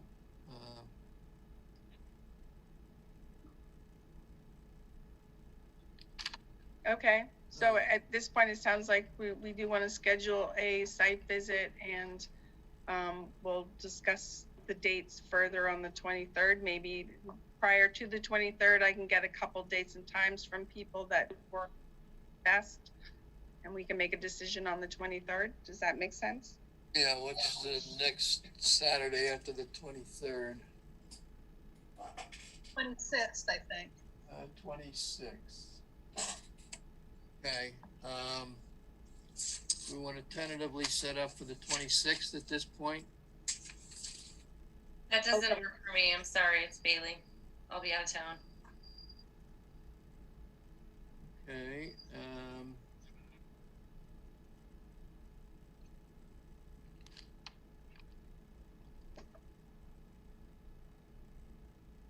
well, if we,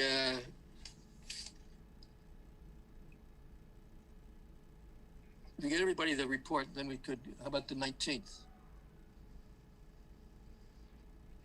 And we'd have our opportunity to review the report and then go out into the field and take our site visit. You mean the 19th of what? September. Oh. Our next hearing on the Summer Street project is scheduled for the 23rd of September.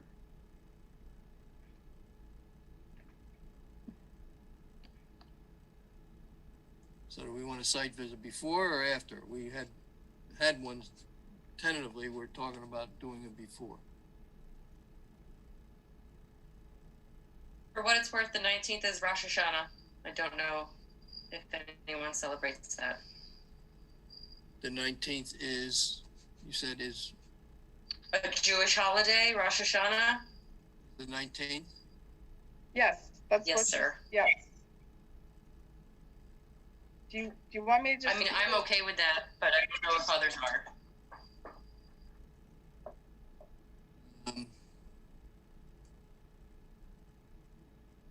All right, anybody have a problem with the 19th?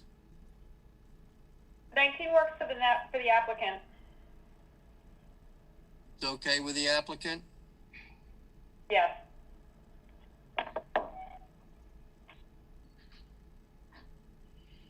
Hey, Bailey, you're okay? Doug, you're okay?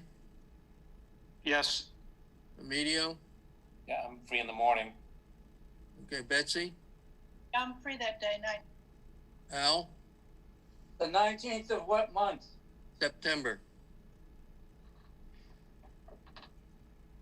I think so, don't know for sure. Okay, so why don't we schedule it for the 19th at 9 o'clock at the site? Okay, I just need to double check with Beta, make sure they're available. Yeah, okay. I thought she said any day, but the 5th was good. I know, Yeah. before she said any day, and then she can do it Yeah. on the 5th, so Yeah. just want to make sure. September 19th, 9 o'clock at the site. So commissioners only, and applicant and consultant. Yep. Okay.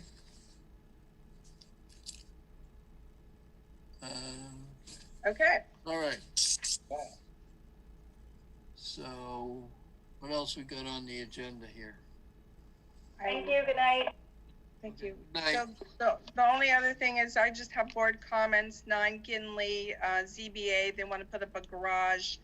And just wanted to let you know, they had a wetlands line on their plot plan that didn't identify how the wetlands line was determined. So I'm asking them to just get some more information about that. Other than that, that's it. They're on Cobb's Pond. Yep. Cobb's Pond. Yep. So they may have to file with us, they may not, depends on where that line actually is. So. And I think that's it. Anybody have anything else? I have a request, Yes. if possible. It would be awesome. Now, I know I do this all day. I'm on Zoom calls. It's like the Brady Bunch for me all day, every day. But if applicants could join via video and actually join video, that would be awesome. I know we probably can't make it a requirement, but it would definitely be awesome to be an ask, because I would love to meet these people who are, submitting these requests. Okay. Jack, I'm sorry. I just realized Michael Brate's still online, and I think he was going to give an update on the Palmer Street enforcement. Okay, go ahead. Michael, are you still there? Yes, I am. Can you hear me? Okay, sorry. I know the hour is late. I enjoyed the meeting. Thank you for listening to me. Good evening, Mr. Chairman and Commissioners. My name is Michael Brate, 3 Palmer Ave, presenting updates along with David Parkinson, 4 Palmer Ave. Since our last meeting, we have installed erosion control barriers to include silt fence and hay bales, along the entire water's edge. Also, we've installed 3 lines of straw wattles at apparent runoff areas. I would like to also point out, Landis, if you can come maybe take a peek, we've noticed about 90% of the existing vegetation had regenerated back to its original condition. So that was something nice to see. Okay. So we have retained the services of Gloucester Engineering, who has drawn up a replication plan and filed a notice of intent last Wednesday, September 2nd, to Landis. And we respectfully request to have these approved as soon as possible so we can get the plants and trees into the ground during this fall's optimum planting season. So that's it, and I thank you for your time and consideration on this matter. Well, thank you, and sorry to keep you waiting so long. Not at all. I enjoyed the meeting. And I enjoyed figuring out what a river was. Definition of a river. Okay, so there's somebody's, this is Gary's iPad. Was that? People can be on the hearing without identifying themselves. It's a public hearing, so. Bailey, I'll be on web. I'll put my web face on there next time. I just wasn't ready. I appreciate that, Michael. Thank you. Welcome to the commission.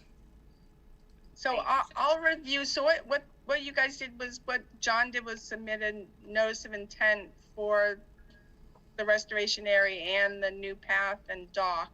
So that's gonna be on our agenda coming up, but I'll review the plan based on the restoration that needs to be done under the enforcement. Did he leave? He might have left. Oh. Okay. Yep. Oh, you're still there. Yeah. So I'll review the restoration that needs to be done under the enforcement. Okay, anybody else have anything they want to say? Okay. Everybody can leave. Good night. Thank you all. So you're voting to adjourn the meeting? We did. Okay. All right. I'll motion. Second. I know it's Betsy Emilio. Betsy put it forward, Emilio second, and everyone's yay. Yay. Aye. Yay. Yay. Yay. Okay, good night, everybody. Night. Good night.